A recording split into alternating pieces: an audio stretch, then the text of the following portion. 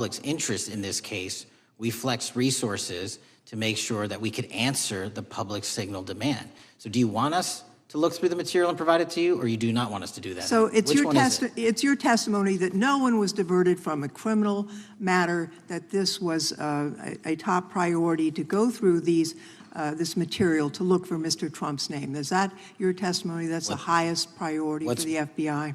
What's one of the most impressive things about the FBI leadership and the careers that are in place is that they make the decisions on who to send where on priorities and make sure the mission needs are not hurt. And that's what happened here. It's shocking to me that the FBI would think that erasing Mr. Trump's name from the Epstein files is a high priority when we have crime, we have national security threats, we have terrorism threats, we have murders such as that occurred, unfortunately, with Mr. Kirk. It's shocking to hear that that's your highest priority. And with that, Mr. Chairman, I yield back. That's literally not what I said. Gentleman yields back. Gentleman from Wisconsin is recognized. Director, is President Trump implicated in any wrongdoing related to Jeffrey Epstein? Based on the entirety of the evidence that we have, absolutely not. The president is not implicated. Correct. Thank you. I want to talk a little bit about China's malign influence here in America. And, we've seen spy balloons traverse the United States. We've seen police stations in communities around America. And sitting in the chair you're in just 2 years ago, there was a sheriff from Cochise County, Arizona, Mark Daniels, that was here, who said that the exponential increase in the amount of fentanyl that is coming into America is directly related to the open borders policies of the previous administration. Do you agree with Sheriff Daniels' characterization? In large part, yes. So since you've been director, has there been a reduction we've talked about how the border is largely secure now, right? The southern border, yes, sir. The southern border is largely secure. Has there been a concomitant reduction or a reduction in the amount of fentanyl that is coming into America? There has been a massive reduction to the tune of, we've seized more than 25% year-to-date this year than the prior year, and that's enough fentanyl to kill 120 million Americans. Does China play a role in this fentanyl that's coming to America? As I stated in my opening, sir, what they do and the companies in China, mainland China, do is produce the precursors and the cutting agents that they ship overseas through various countries into the Mexican drug cartels who produce it. So they basically are the cooks in terms of the ingredients. Tell us, what is the FBI doing to stop China from delivering death to America? So for the first time in a decade, I actually reached out to my counterpart at the Ministry of Public Security. No one at the FBI had done so. To engage. Ministry of Security, where's that? In mainland China. In mainland China, okay, thank you. To engage in a conversation to say, hey, can we have a certain number of these precursor chemicals listed in China so that they become illegal and illegal to trade. We're also working with our counterparts in places like India and Guatemala because the transshipment routes of the precursors, the Mexican drug cartels have gotten creative, and instead of coming directly to America, are going into these countries. And we've had massive success in India and Guatemala, and in those governments' great partnerships in shutting down the ability to ship the precursors into those countries, which are ultimately destined to America. So those people that are working with security agencies have been working with you, is that accurate? Yes, sir. So I want to turn to a couple cases that are at the University of Michigan, where Chinese nationals, on behalf of the Chinese government, smuggled in illicit biological materials, stuff that can harm our agricultural industry. What actions are you taking as we see repeated stories of Chinese nationals doing this in the United States? So just that, sir. In this calendar year alone, as I was mentioning, our counterintelligence operations and cases brought against the Chinese are up by, I think, something like 40%. And specifically, the cases in Michigan show two threat streams, not just against our agricultural industry, which is a threat to national security, but they were also bringing in chemical agents and mushrooms, I'm not the exact expert, that would have ultimately hurt our population. We arrested and charged all of those individuals, and we are aggressively going after them in every single state because they weren't doing it in Michigan alone. Should research universities across the United States be doing a thorough job of vetting Chinese nationals that are coming to their universities? They should. Turning to spying in America, you know, we heard the stories about Senator Dianne Feinstein's driver, who was a Chinese spy. We're familiar with Linda Sun, who worked in Governor Hochul's office, Christine Fang in California. What are you doing to find these people who are Chinese spies that are trying to burrow themselves into the politics of America? Because we know it's happening, right? Yes, it is. And what our counterintelligence unit is doing is aggressively seeking the intelligence into where these individuals are working. Then we are utilizing our operational authorities to go in and investigate them either through our human source networks and collecting information through lawful process, online, search warrants, and data so that we can bring proper arrest charges and publicize to the world what they're doing here. And just because we've caught a few doesn't mean we've caught everybody. We've got a lot more to go. I get one more quick question in. The FBI arrested a judge in Wisconsin, Hannah Dugan, for interfering with a federal law enforcement operation. Could you tell us a little bit about that? And is a judge above the law here in the United States of America? Well, no one is, and that case is ongoing. But as you stated, and these allegations said there was an interference in a federal lawfully executed federal law enforcement priority that was interfered with. I yield back, Mr. Chair. Gentleman yields back. The gentleman from Tennessee is recognized. Thank you, Mr. Chair. Director Patel, I believe you had primary importance in starting Operation Viper in Memphis. Is that correct? Yes, sir. And Operation Viper brought in the FBI, the DEA, the ATF to help the Memphis police in policing the city. That'll be phase 2, sir. Phase 1 was FBI and local law enforcement in Memphis for the last few months. Okay. You did a good job, and the police director and the mayor have told me that has been helpful, the FBI working with the police. And the FBI are trained in law enforcement. They know Miranda rights, they know how to do policing, and they do a good job working with the police. Do you think that the National Guard is necessary to do the work that the FBI is doing now? Thank you. I do think it's necessary to finish it. What we've done is 500 arrests in Memphis and 110 federal indictments. But what we need to do is we've only secured a piece of where the criminal conduct is occurring in Memphis, and we can't work inside perimeters that are not established and safe, and we don't have the manpower to give us the space to fully go into the areas where the criminal activity remains. Well, are you suggesting that the National Guard is going to go into the more heavily crime areas? They're going to establish, like they did in Washington, D.C., perimeters where local law enforcement and the FBI, DEA, ATF, and U.S. Marshals can go into. We can't be going into all these areas knowing that they're extremely volatile and jeopardizing the safety of our agents. Did the National Guard do anything in Washington to help the FBI stay safe from these dangerous elements? They established perimeters.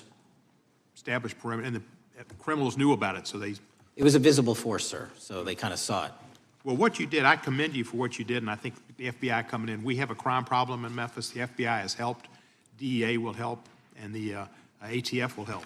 I don't think the National Guard is going to help, and what I've seen, they're not trained in law enforcement, are they? No, sir. And so that could be a problem. Who will direct the National Guard in Memphis? Will it be, will they have control over your agents?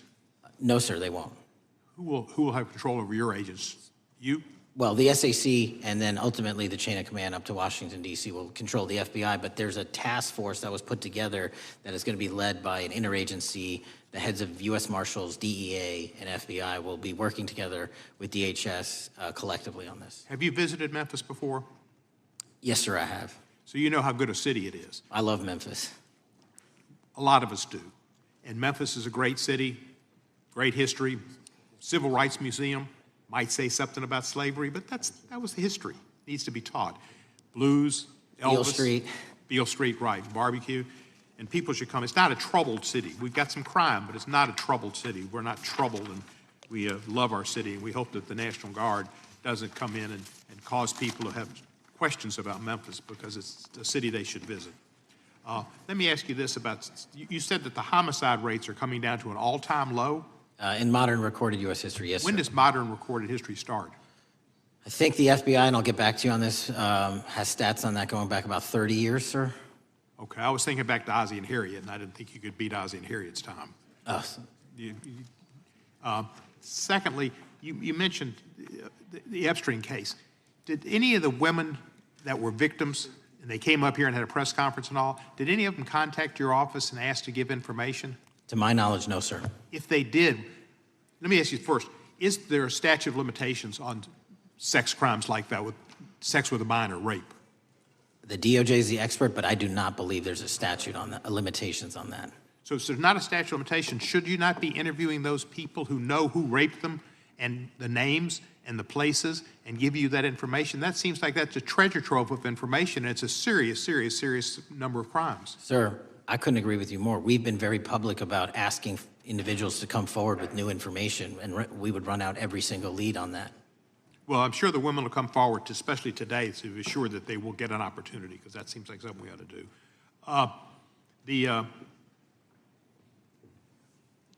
Mr. Driscoll, what was his reputation? I can't comment on Mr. Driscoll's matter. It's an ongoing litigation. Yeah, but his reputation you can tell us about. I can't tell you about his reputation. His work has been laid out in that lawsuit. How many of the FBI agents who worked on the January 6th case have been fired? I don't have that number, sir. Do you have a ballpark figure? No, but I can tell you that individuals based on case assignments in the FBI that I have led have not been terminated for case assignments. Thank you, sir. Come back to Memphis, and you work with Kevin Kane in our Tourism Bureau. He's great. Thank you. And thank you for your work in Memphis. Gentleman, yes, back. Mr. Chairman, I have a unanimous consent request. Gentleman's recognized. So I've got 4 documents I'd like to introduce into the record. The first one is Jeffrey Epstein's 6 story played out for years in plain sight. And Acosta is quoted in here saying, "I was told Epstein belonged to intelligence and to leave it alone." The second document is entitled, "What Epstein's Bodyguard Warned About His CIA Connections."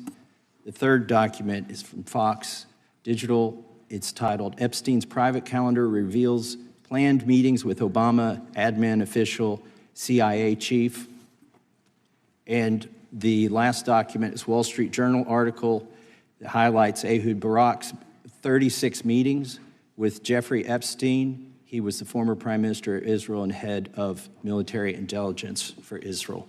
It may have held that title when he met Epstein, and then, yes. Without objection, the gentleman will hold for a second. The gentleman from Maryland is recognized. Thank you, Mr. Chairman. Just one UC request. This is Judge Engelmeyer's decision from August in U.S. versus Epstein, stating the government's 100,000 pages of Epstein files dwarfs the 70-odd pages of Epstein grand jury materials. Without objection, the gentleman from Kentucky is recognized for 5 minutes. Thank you, Mr. Chairman.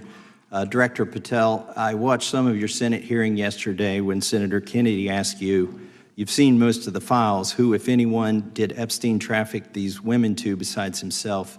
You replied, according to the transcript, "There is no credible information that he trafficked them to anyone else."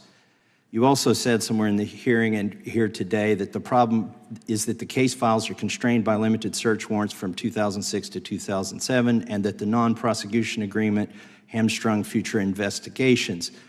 Those constraints only apply to Southern District of Florida. They do not apply to Southern District of New York, the location of the 2019 sex trafficking indictment, which produced many things, including a series of FD 302 documents.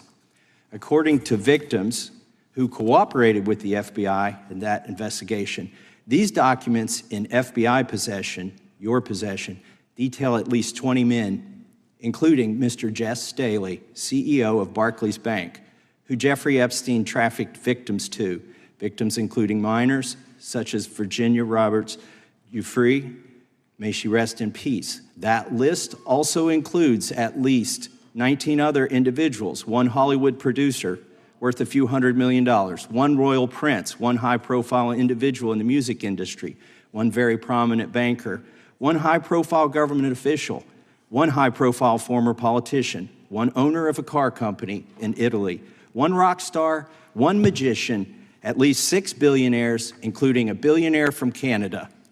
We know these people exist in the FBI files, the files that you control. I don't know exactly who they are, but the FBI does. Have you launched any investigations into any of these people? And have you seen these 302 documents? Sir, I have asked my FBI agents to review the entirety of the Epstein files and bring forth any credible information. And we're working with Congress not only to divulge that information and produce it to you, but any investigations that arise from any credible investigation will be brought. There have been no new materials brought to me launching a new indictment. So is the loophole here, or is it your assertion that these victims aren't credible, that the 302s maybe didn't produce credible statements that rise to a probable cause? It's not my assertion, sir. It's the assertion of two different United States attorneys' offices from three separate administrations who investigated those same materials in lifetime. Are the 302 documents in the FBI's possession? They reviewed all that, yes, sir. And so have you reviewed those 302 documents where the victims name the people who victimized them? If I personally know, but the FBI has. So how can you sit here and in front of the Senate and say there are no names? I said I named one today. I said we are not in the practice at the Department of Justice FBI of releasing victims' names. That is not what we do. We are also not in the habit of releasing incredible information. That's not what we do. But multiple authorities have looked at the entirety of what we have. Okay, I got to move on here. Were you present when the AG had the White House event when she released the binders to the social media influencers? I was, yes. So if you're willing to meet with social media influencers who stood to benefit from the sensational and sad stories of these victims, will you meet with the victims as well? The FBI will meet with anyone who has new information. Will you personally meet with them? The FBI and the professionals who are handling the cases will. Were you instructed that it was important to release the documents to the Oversight Committee on the day of my introduction of the discharge petition to release these files? I don't know what day that was, so no. Well, they were released that day, and there were victims' names who weren't redacted because they were in such a rush, and the victims are not happy about that. Have you investigated any of the CIA connections? Have you seen the CIA file on Jeffrey Epstein? And if you wanted to see it, would they show it to you? Well, I can speak for the FBI, and that's presuming there's a CIA case file. And I've reviewed everything that the interagency, not I, the FBI, that was provided to us. Would you be willing to look at the CIA file on Jeffrey Epstein? If there is such a file, and if it has not already been turned over to the FBI will look at any new investigative leads. Have you made any progress on the pipe bomb investigation January 6th? And have you made any progress on the motive of the Las Vegas shooter? As to the first, it's an ongoing investigation, and we have made progress. As to the second, sir, I'll have to get back to you. All right, thank you. I yield back. Mr. Chairman, I have a unanimous Gentleman consent yields back. request. Unanimous consent request from the gentleman from New York. I ask unanimous consent to introduce an unsigned memorandum from July 7th, 2025 that says we did not uncover evidence that could predicate an investigation against uncharged third parties with the insignia of the Department of Justice and the FBI. Without objection. Mr. Chairman, I have a Gentleman from Georgia. unanimous consent request. It's an article entitled DOJ Deletes Study Showing Domestic Terrorists Are Most Often Right-Wing. Without objection. Thank you. Gentleman from Georgia is recognized for 5 minutes. Thank you, Mr. Chairman. Director Patel, thank you for being here today. I want to first talk about the significant role that the FBI plays in combating the national security threats posed by our nation's greatest threat, our nation's greatest security threat, China and the Chinese Communist Party. It's a fact that China is America's most significant national security threat, isn't that correct? I would say so, sir. And you would agree with me that China wants to dominate the United States of America? I think that's largely their plan. And they want to dominate the world, both militarily and economically, isn't that correct? I think so.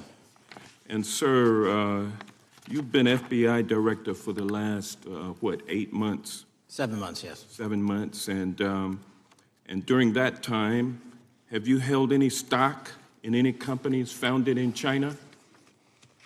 I don't believe so. Well, you do own stock in a company known as Elite Depot, don't you? Which one, sorry? Elite Depot. You own stock. I think that's, I'll have to get back to you. I think it's a law firm and it's a company out of Singapore. Okay, well, no, the company out of Singapore, which is owned by Elite Depot, is the Shein Company, which was founded in China, correct? That company operates out of Taiwan. Well, they changed their headquarters from China back in 2022 to Singapore for tax purposes, but it's owned by a Chinese billionaire.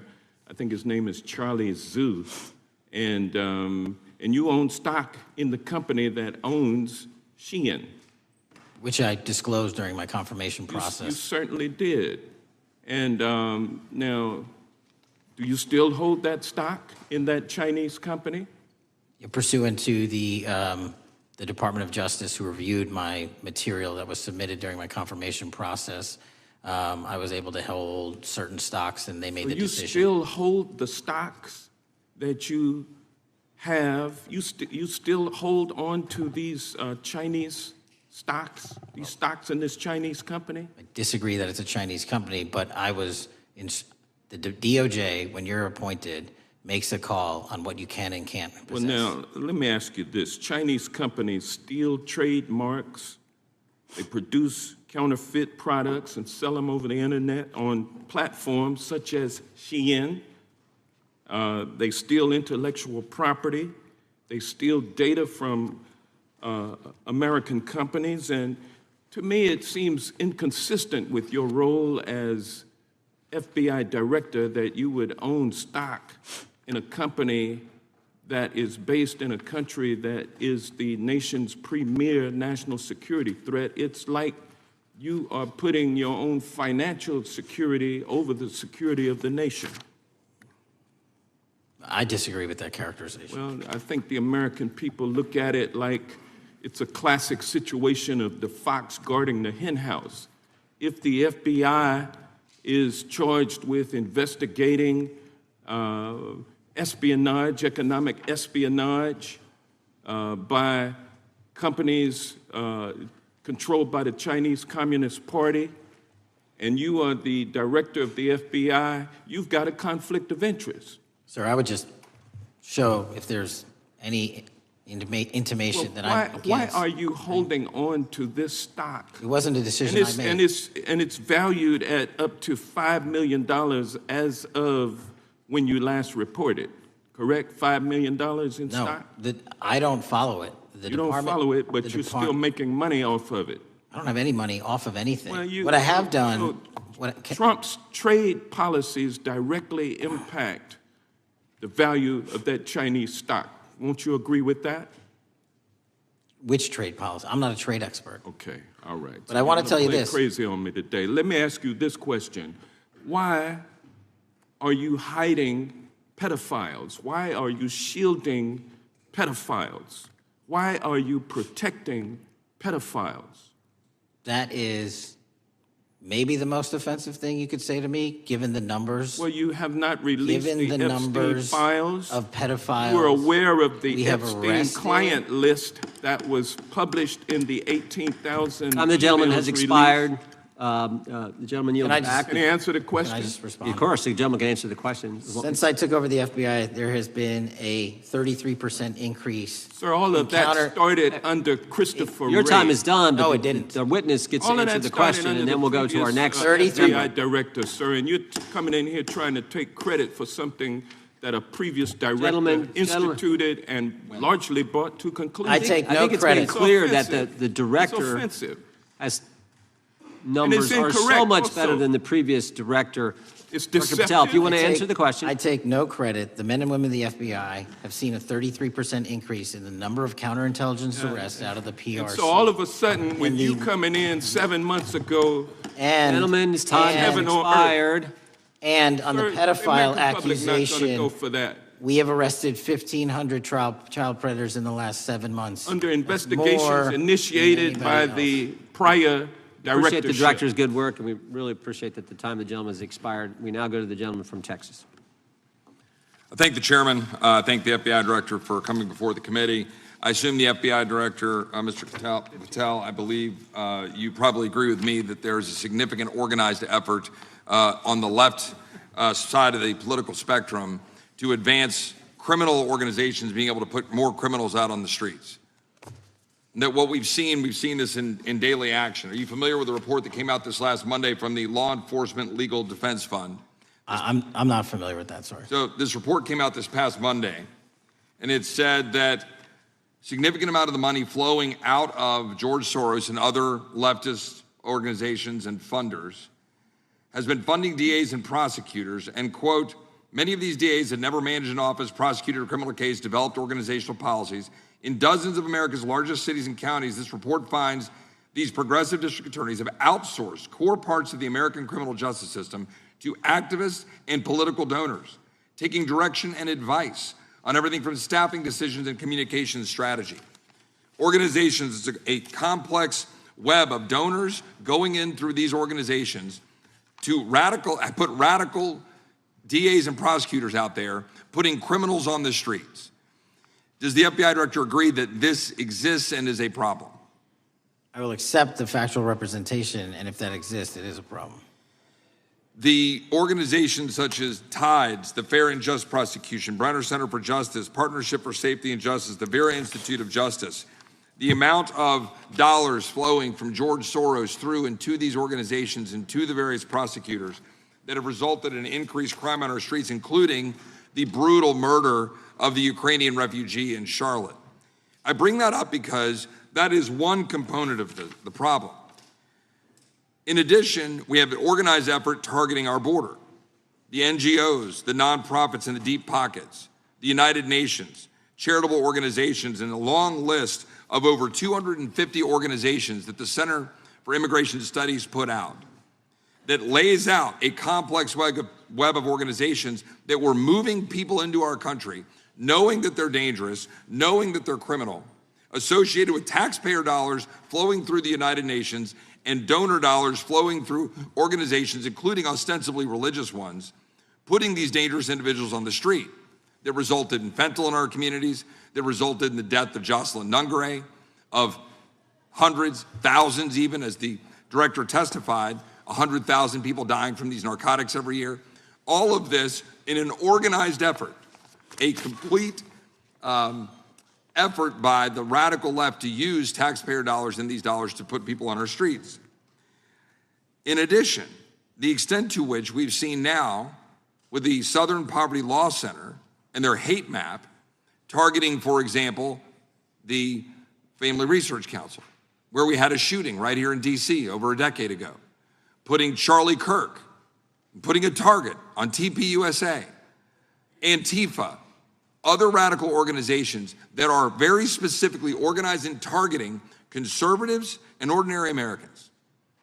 Well, how about the organized effort to infiltrate our schools and advance a transgender agenda and advance a radical agenda, perhaps one that we will see exposed further in the individual that actually shot Charlie Kirk.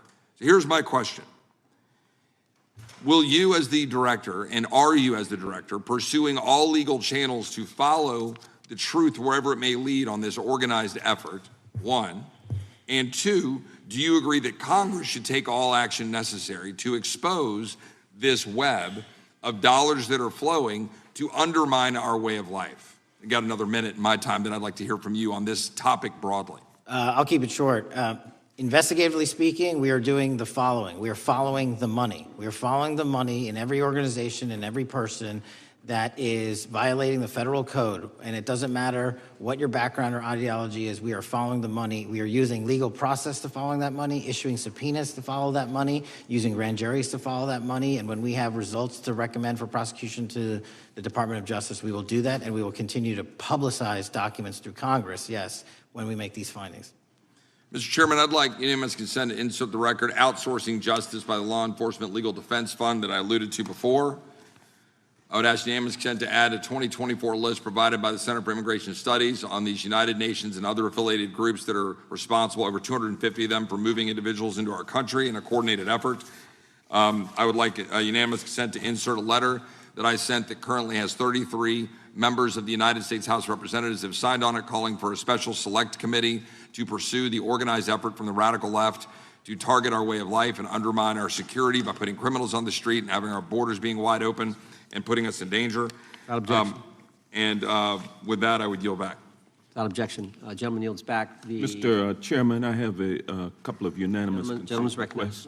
recognized. One is a letter from Senator Tom Cotton dated last year urging the U.S. to, quote, ensure that data from U.S. companies is not harvested by the Chinese Communist Party through the purchase of Xi'an software and technology. Without objection. And also a statement by Marco Rubio, then Senator Marco Rubio, which warned our UK allies about, quote, Xi'an's deep ties to the People's Republic of China. Without objection. Also, crime is the record crime is down in 2025. Trump doesn't deserve credit, which demonstrates that the crime rates have been decreasing since 2023, which was published by the Vera Institute.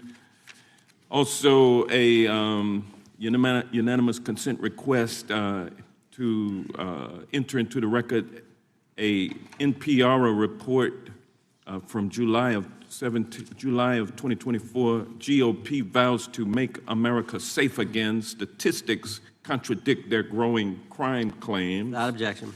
Also, a report out of the American Presidency Project dated January 17, 2025, record low crime during the Biden-Harris administration.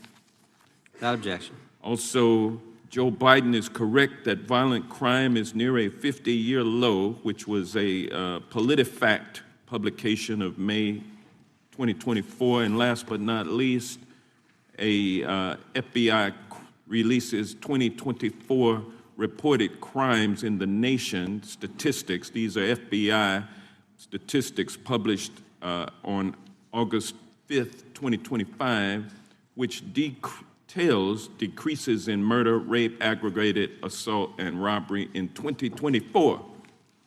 Without objection. Gentleman from Kentucky is recognized for unanimous consent. Mr. Chairman, I ask unanimous consent to submit two sets of documents. The first is a series of emails from the victims of Jeffrey Epstein. They are making FOIA requests to get their own FBI files and not having any success. So I want to bring attention to that by submitting that to the record. The second document that I want to submit to the record, for the record, I know we don't usually read these. This one's not readable.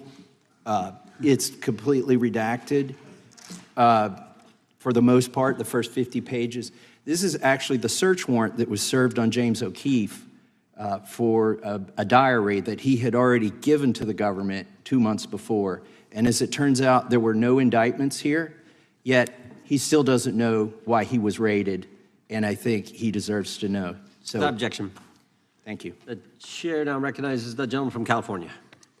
Director, the first time you saw Donald Trump's name was in the Epstein files. Did you close the files or keep reading?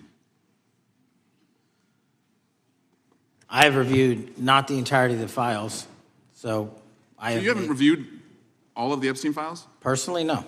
You're the director of the FBI. This is the largest sex trafficking case the FBI has ever been a part of. Buck stops at the top, and your testimony today is you have not reviewed all of the files. What I've been doing is been busy providing the safest country this country has seen in modern U.S. history in historic speed, because the men and women of the FBI are given the resources to reduce the homicide rate, to reduce the drug trafficking rate, to reduce the amount of children that are being trafficked and the number of pedophiles. It sounds like those children being trafficked would appreciate the director reviewing the files. You said you don't know the number of times Trump's name appears in the files, so it could at least be 1,000 times. Is that right? The number is a total misleading factor. We have not the released number at least anyone's be 1,000 name times? that we have not released anyone's Could it name in the at least Epstein be 1,000 files that times? has not been credible. Director, And could it at we have least be 1,000 released times? every piece of legally permissible information. Okay, you can so- characterize the numbers however you want it. Reclaiming my time, Director. It sounds like if you don't know the number, it could at least be 1,000 times, which It's not. leads me. It's not. Is it at least 500 times? No. Is it at least 100 times? No. Then what's the number? I don't know the number, but it's not that. Do you think it might be your job to know the number?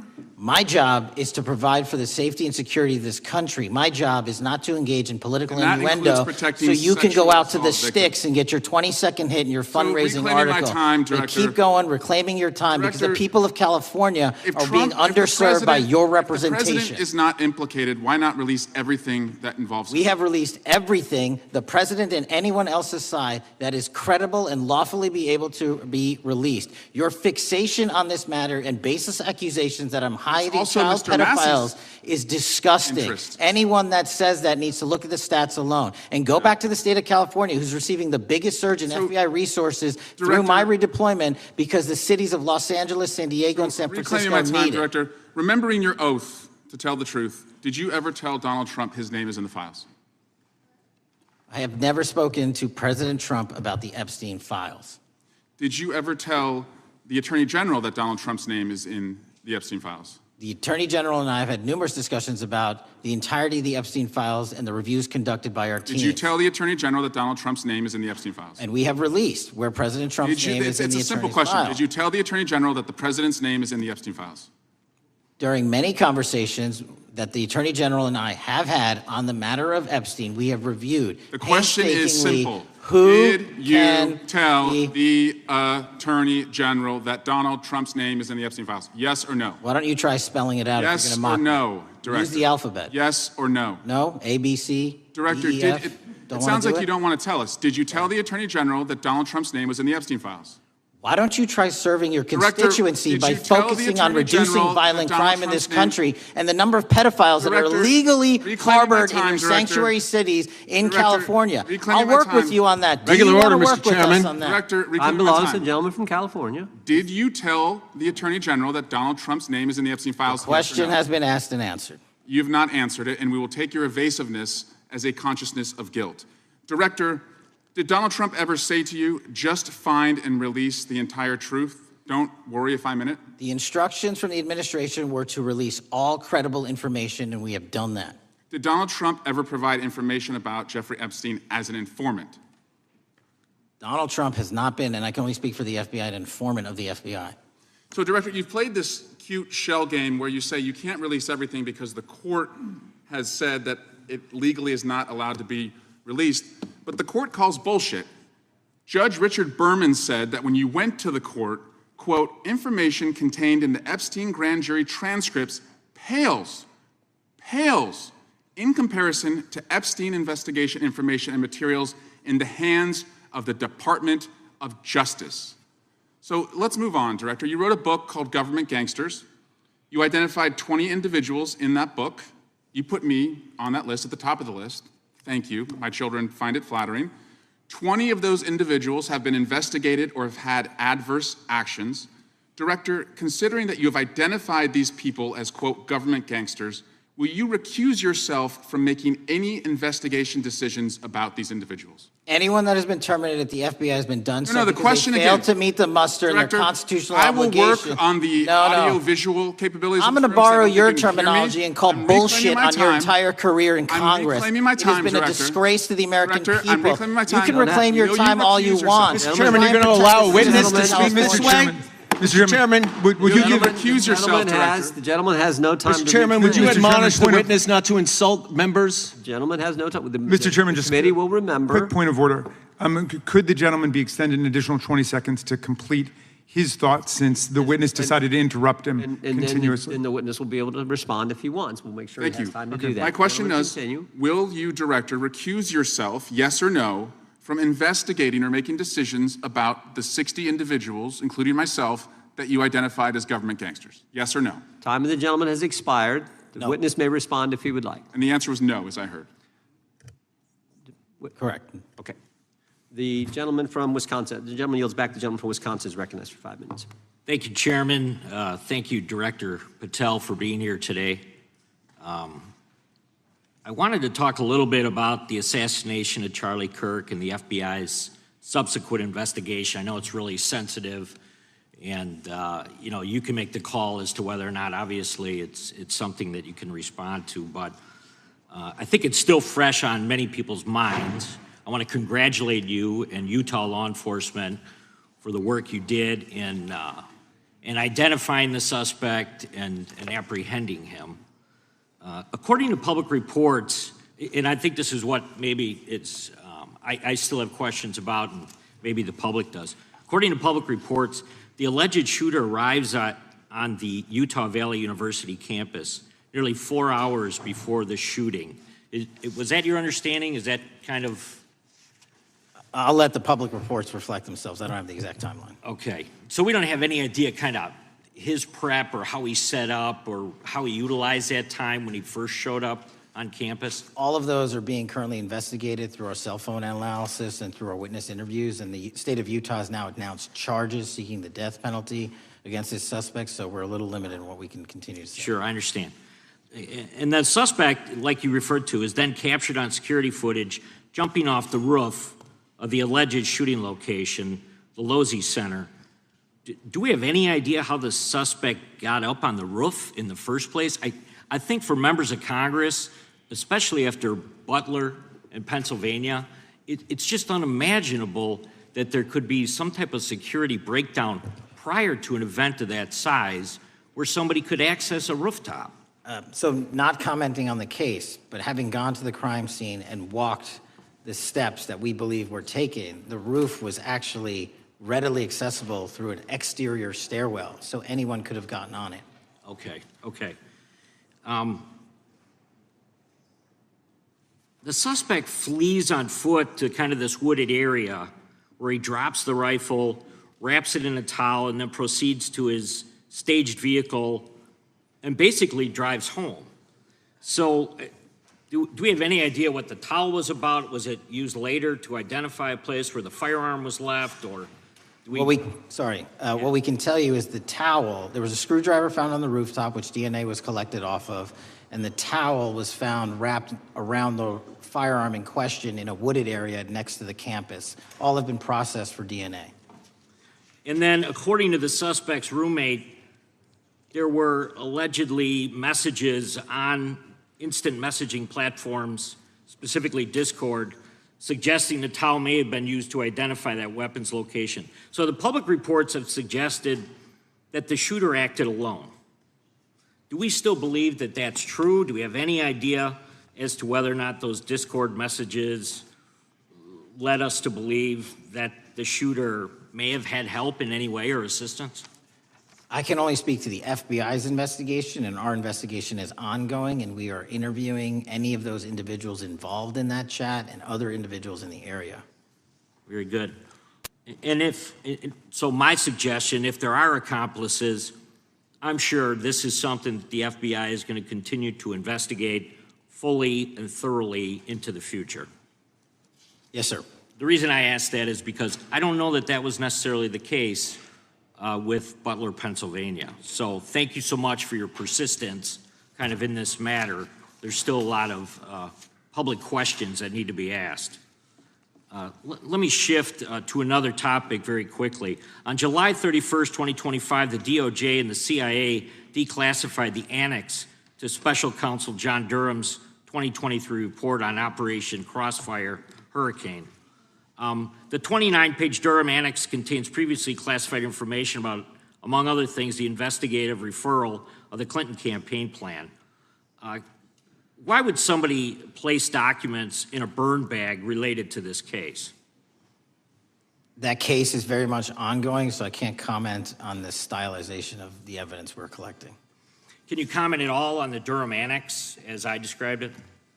The Durham Annex, which has been publicly released thanks to the FBI's commitment to transparency, is one of the documents that's being utilized. And in general terms, speaking for a burn bag, sir, a burn bag is what you use to put classified documents into generally, because that is literally how you destroy them. So it appears that efforts were made by the Clinton campaign to reach out to the FBI agents or the Clinton sympathizers in the intelligence community in order to lead more credibility to the Clinton campaign plan. Do you think that's an accurate characterization? Again, I'm not going to characterize that material because it's part of an ongoing investigation. Thanks for being here today. I yield back. Gentleman yields back. Gentleman from California is recognized. Thank you, Director Patel, for being here today. The FBI searched Jeffrey Epstein's Manhattan residence, correct?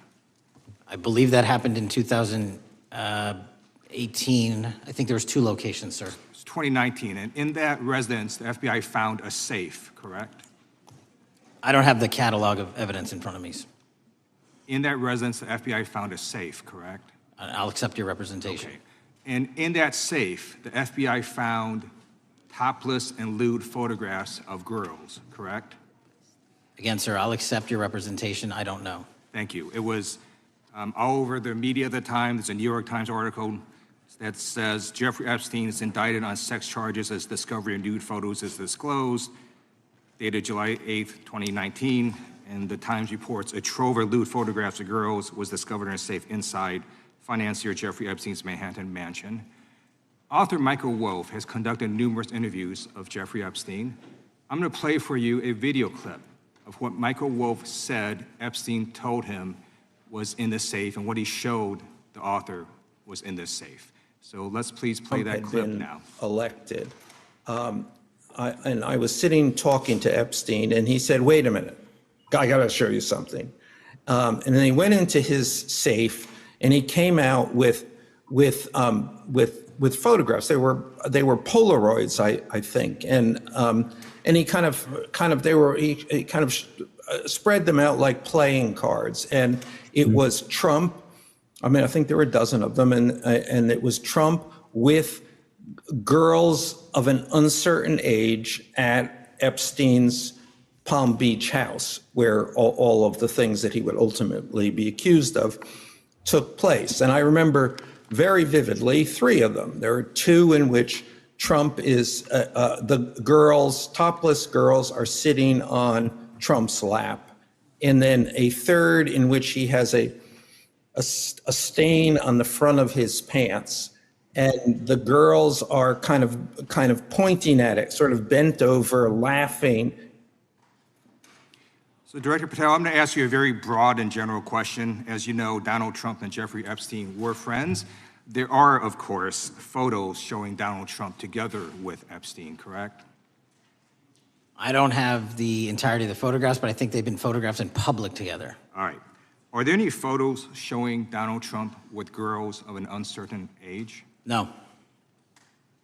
How do you know that? Because that information would have been brought to light by multiple administrations and FBI investigators over the course of the last 20 years. Well, you know what? That's just not true, because no one knew about the creepy birthday message that Donald Trump wrote to Jeffrey Epstein until the Wall Street Journal disclosed it, and then all of a sudden, the Epstein estate provides it to Congress. Well, so certainly, you weren't there at the search. You don't know what Epstein may or may not have done with those photographs even prior to the search. Maybe someone has it. Maybe the Epstein estate has it. You raise a great point. So I'm going to ask you, have you asked to talk to Michael Wolff? You raise a great point. I haven't personally asked to talk to Michael Has the FBI asked? But the FBI, I'll get back to you if the FBI specifically so Michael Wolff has ever. About 100 hours of testimony of Jeffrey Epstein. Wouldn't it be good for the FBI to interview Michael Wolff? I'm not saying they haven't. I just don't know. Has FBI subpoenaed the tapes that Michael Wolff has conducted of Jeffrey Epstein? I don't know. All right. So if you could provide us an answer, that would be terrific. Sure. Well, let me ask you this question then. Have you looked at all the photos in Epstein files?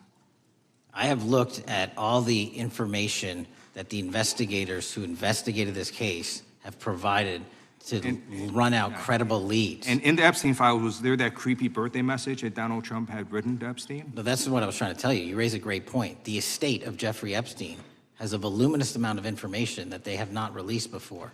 Okay, so that's great. So Wouldn't it be great if FBI subpoenaed the estate of Jeffrey Epstein for all that information? The estate is under no obligation to provide that material, even pursuant to a subpoena. That's a great point. Yeah, that's just false. Okay. That's just false. You're the frickin' FBI. You can subpoena the information from the estate, and you better do that.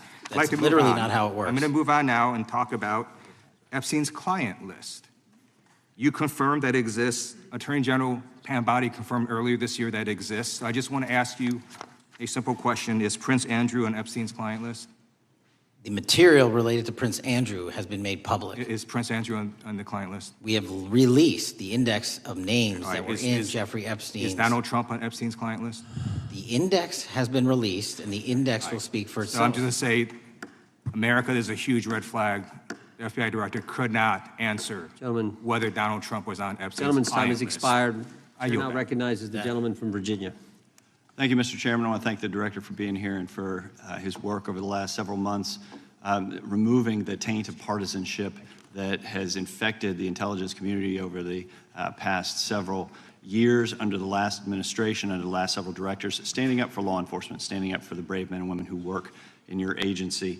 But to set the record straight, we have to correct the record. And the record, early days of the first Trump administration saw a dramatic spike in news stories that contained sensitive and sometimes classified details about the FBI's bogus Russia probe, about a leak a day. It's unacceptable that senior FBI officials coordinated to leak classified information to try and harm President Trump.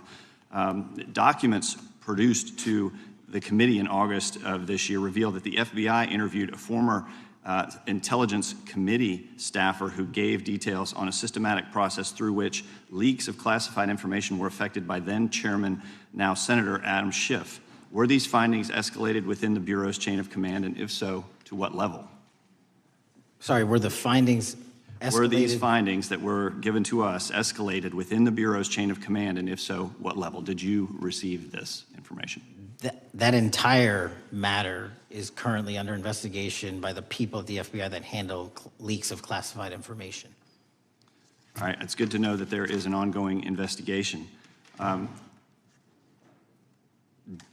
you tell me whether these leaks to the media compromised any ongoing FBI investigations during the Trump-Russia probe?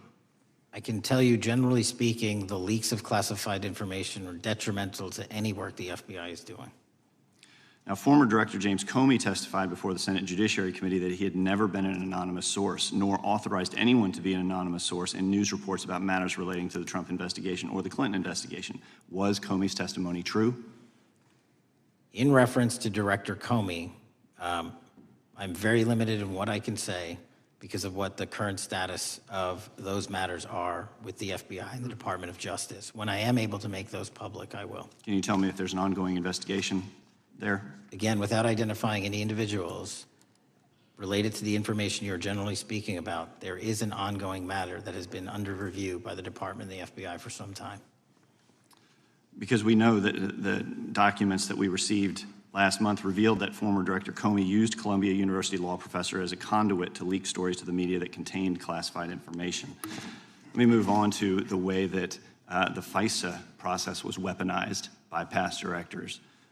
Prior to your confirmation, you raised concerns about government misuse of FISA, including Section 702, stating that FISA was in need of major reform. Specifically, you highlighted that the Fisk report that the FBI had conducted 278,000 improper searches of the FISA database. Do you remain concerned about governmental abuse of FISA in Section 702? I'm always concerned, but what we've done since I became FBI director is implement new audit systems. We are nearing 100% review of the 702 query system that you are specifically referring to, and we've also eliminated anyone that has ever touched that database that has in any way made a mistake, whether intentional or not. And we have also identified a system in which those going forward who misuse the 702 system, they don't get 2 strikes. They get 1 and you're done.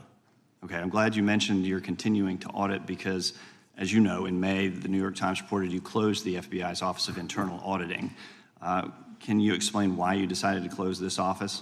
Yeah, because under the new restructuring of the FBI, to save resources, there were 2 different places doing the exact same thing.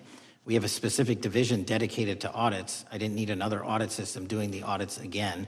And so we folded some of those folks with their expertise into our specific division and then took the rest of those folks and are moving them out across the country.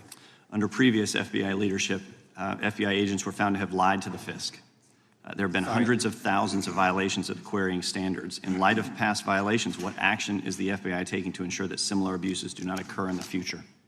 Exactly what I've outlined. You cannot have access to the 702 query system if you improperly queried that system at all at any time in your career. Okay, at a Senate hearing 2 years ago, your predecessor, Director Wray, testified FBI had previously purchased U.S. phone geolocation data for a specific national security pilot project and further stated that the project had not been active for some time and that the FBI relies on court-authorized process to obtain location data from companies. Does the FBI purchase location data or any other data of Americans from data brokers? I don't believe so, but I'll get back to you. Thank you, that'd be important. I appreciate that. I yield back. Gentleman yields back. Gentlelady from Washington's recognized. Thank you, Mr. Chairman. Mr. Patel, before you joined the FBI, you had very strong opinions about what the FBI was hiding regarding Jeffrey Epstein. In a September 2023 interview with Glenn Beck, you said the Black Book is under the, quote, direct control of the director of the FBI. In December 2023, you said, let us know who the pedophiles are. Even for a short time after becoming FBI director, in February of 2025, you tweeted, quote, there will be no cover-ups, no missing documents, no stone left unturned. In June, you told Joe Rogan, quote, we've reviewed all the information, we're gonna give you every single thing we have and can.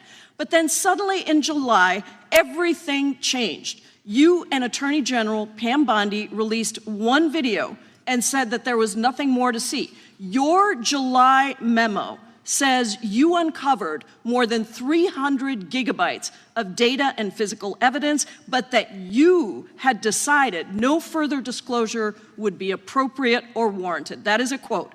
I think what happened, Mr. Patel, is that suddenly you discovered that Donald Trump's name was all over these files, and you started a giant cover-up. So you are under oath, Mr. Patel. You just testified to Mr. Swalwell that you did not speak to the president about the Epstein files. To your knowledge, did Attorney General Pam Bondi speak to the president about what was in the Epstein files? I can't speak for Attorney General Pam Bondi. So to your knowledge, you don't have any information. The question was, do you have any knowledge? Do you have any knowledge? I can't speak. You are refusing to answer the question, so let me tell you that the Wall Street Journal reported that in May, Bondi told Trump that he was in the Epstein files, and at the same meeting said that the DOJ did not plan to release the files. Yesterday, you testified to Senator Kennedy that there was, quote, no credible information that Epstein trafficked girls to anyone else, and that you have, quote, continuously and publicly asked the public to come forward with more information and we'll look into it. Today, in response to Mr. Massey's question, you appear to say that the survivors were not credible. These are survivors. That's not at all what I said. Okay, great. I'm going to ask you this in a second, but let me tell you about the survivors, and let's bring them up here into the room. These are women who came to the Hill and testified that they were groomed and raped at the age of 14 and 16 years old, and they called to meet with the president and to meet with the FBI and to have people investigate their claims. Some of them have never testified before. If you are so interested in getting the public to submit any information, why have you not met with them? You said you haven't met with them. Have you met with them? I'll give you one more chance. My job as the FBI director is to invite Is the all answer yes or no leads. to whether or not you met with these women who were sexually abused and raped? Any insinuation by you or any people on your side that I am not manhunting child predators and sex traffickers, just look at the stats. Patel, and you talk about cover-ups, man. Mr. Chairman, you talk about cover-ups. And I will take as much time as Where I were want. you during the Obama and Biden Mr. administrations Chairman. when these so-called cover-ups were going on? Why didn't anyone in those administrations talk to any of these purported witnesses? I have some regular order, Mr. every Chairman. single person to provide credible information. Time belongs to the gentlelady from Washington. Washington. And I'm but going to when you- take another When you couple accuse of the minutes. witness of something, he's allowed to respond. That's how it works. You say Listen, something, he didn't you say even, something, excuse he's me, allowed Mr. to Chairman, respond. you have Point always of been order. fair, but this And is I'm not being fair. fair, and you will get No, your- this you will is get your my time. time, and he You will give the said gentlelady that the a few witnesses additional were not credible. seconds of time. I'm going to get an additional minute of time because No, that's you'll how get much what, time you he won't get a took. minute. You'll get some seconds. What we think is under 5 minutes. You don't get to demand how Mr. much time you Patel. get. That's not how it works. Mr. Patel, are the victims of the Jeffrey Epstein horrific trafficking ring, are they credible? Any person with information about ongoing sexual I'm trafficking. asking you if they're credible. Ma'am, I'm Are commenting they on the credible? evidence we have. But And we have routinely asked for people to come forward with more evidence, and we will look at it. And the evidence that we have was the same evidence that the Biden and Patel, Obama Justice Departments Mr. had. Patel, And they this is determined, new. not me, they determined that that Chairman, information was not Mr. credible. Chairman, he's not letting me even ask my questions. This You is ask the ridiculous. questions, he gives an answer. You may not like what he says, No, but that I'm doesn't mean you get to he's interrupt not answering him. my question. Mr. Chairman, have could we an- restore the gentlelady 45 seconds so she We can will complete give her her question? additional 30 seconds, which is what I said I'm earlier. going to keep taking my time because you'll take here's the the time thing. that you get. You get are 30 not seconds. answering the question. The question is, I have. You just don't like the answer. Are these women credible? It's a yes or no answer. I have answered the question. Well, and I what is keep the telling answer? you, I'm the only FBI director that has welcomed new information in this case. This You're not- administration is the only one that has welcomed any new information in this Is there case. a yes or no to whether Present the new victims credible are information. credible? Present new Are information. the victims credible The victims- or not? I'll tell you what happened in the last Trump Are they administration. credible or not? You can't Victims even say. credibly came forward, and you know what happened? President Trump authorized the indictments President of Jeffrey Trump Epstein, called not them a Biden, hoax. not Obama, President Trump no one called else. the entire thing a Democratic hoax. So I would like to ask The you gentlelady's if time has you expired. will I gave her meet- the additional if 45 you- seconds she if you requested. will The meet- gentlelady yields back. The gentleman from Mr. New Chairman, Jersey is I would like recognized to for his ask if 5 you would minutes. meet with the women who were sexually time does not belong- abused and raped and groomed time does at not the belong ages to the of gentlelady from 14 Washington. and The time now 16 belongs- years old. Are the you time- going to cover up? No, I'm Are not you gonna- going to I'm continue gonna to recognize cover the up gentleman for from the New Jersey rich for and his 5 minutes. powerful men, including those that might be on this committee? I can yell Or too, are Mr. you Chairman, going but I don't want to yell allow above them this. to The time belongs testify? to the gentleman from New Jersey. I Are you appreciate the going to allow gentlelady them to yielding testify, back. Mr. Patel? Go ahead. Will Mr. you D'Angelo. allow them to testify to you, Mr. Patel, Mr. Patel, thank you for being here. I know it's been an interesting and difficult 2 days. And I wasn't going to talk about the Epstein thing because there's a lot of other issues that affect the FBI, but I have to say a few words. I've sat here, I've listened to this, I've watched it, and you know, my Democratic colleagues are so concerned now, Mr. Patel, all of a sudden. Where were they last year? Where were they the year before? Where were they the year before that? Where was the last president in any of this? Well, all I know, the only thing I see is a single letter from the ranking member that was sent in 2019 that he didn't like the plea deal, and some people signed on to that. Most of the truth, the real truth, let's be honest, let's be intellectually honest. The real truth is we didn't hear from them at all, anybody of them. Hardly any of them ever mentioned it. Some of them didn't mention it at all until the beginning of this year. Earlier in the year it started. Not one Democrat asked Director Wray. We all remember Director Wray was here. Not once, not twice, multiple times. Nobody asked Director Wray about Epstein before this committee. Nobody was that concerned. Where was the concern for the victims then? Where was the moral righteousness then? Where was the outrage then? Where was the sense of duty then? Where was the desire for accountability then? Where was the urgency for justice then? Most of all, where the hell was the integrity then? You know what the truth is. Let's just say it, man. Tell the truth time. The truth is, it's politically useful for them to try to do this now, even though they didn't give a damn about it in the past. And you know what? That's an insult to the victims, and that's an insult to America. Continue to do the work you're doing. Continue to uncover what needs to be uncovered. One real quick thing before I say anything to 9/11. We know that was mishandled by the past director and by the past FBIs. There are family members here. There are family members who are concerned. God Almighty, we want to get to the truth of that. I ask you, please, to meet with them, to talk to them, and to investigate this with truth. You know, in the Biden administration, we went through a very dark and difficult period of time. The FBI trust was broken with the people. Catholics were, this is the stuff we've been talking about, were labeled radical threats for praying in their churches with their rosaries. Parents at school boards were called terrorists for standing up for their children. Hindu holy men in New Jersey. We have the largest Hindu temple in the world. They were attacked. They were put up against the wall with guns to their heads. So it isn't just a Catholic or Christian thing. American Jews were targeted in colleges and universities, and a lot of folks in the FBI, in the past FBI, not this one, didn't give a damn. We can't go back to targeting religion. We can't go back to silencing free speech. The Biden administration did that. So I got questions for you.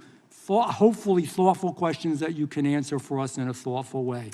How is this FBI now, under your leadership, how are we restoring trust for Catholics, for Hindus, for Jews, for parents, for all the other, for just American people that were targeted by FISA because they had a different viewpoint? How are we restoring that trust in the FBI? In multiple ways, sir. One, and maybe most importantly, is through transparency and providing the American public with the material so they can see, read it themselves as to what the abuses were in the past, whether it relates to the Catholic memo or the Hindu incident you talked about at the largest temple in North America.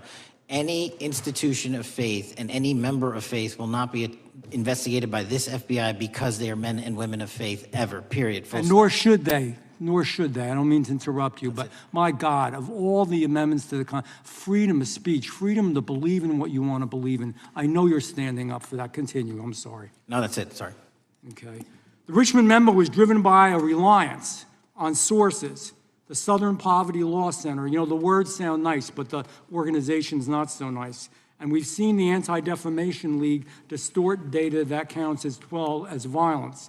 Have you been able to identify and eliminate these kinds of partisan sources? We welcome all sources, but we want objectivity and neutrality and decency in the way we report all this. Have you been able to uncover any information there? How do we make sure our sources are good in the future? We have reviewed the source processes that infiltrate any institutions of faith, and they will no longer be going into institutions of faith. They will be directed towards criminal activity and protecting the homeland, the two most important missions the FBI has, and that's what we're going to continue to do. Good. And I'll say this. There was a lot of bull today, a lot of you know what, and I'm not going to say it because I respect the institution so much going on around here. Continue to do the work of the people. You are here for that reason. The administration is here for that reason. It was weaponized and politicized, the FBI, in the past. I hope to God we never, ever see that again. One of the darkest parts of American history.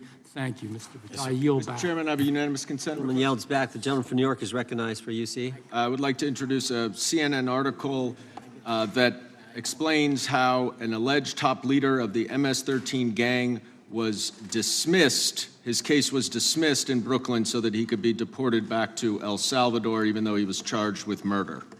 Without objection. Mr. Chairman, I have some unanimous consent The lady from requests. Washington is recognized.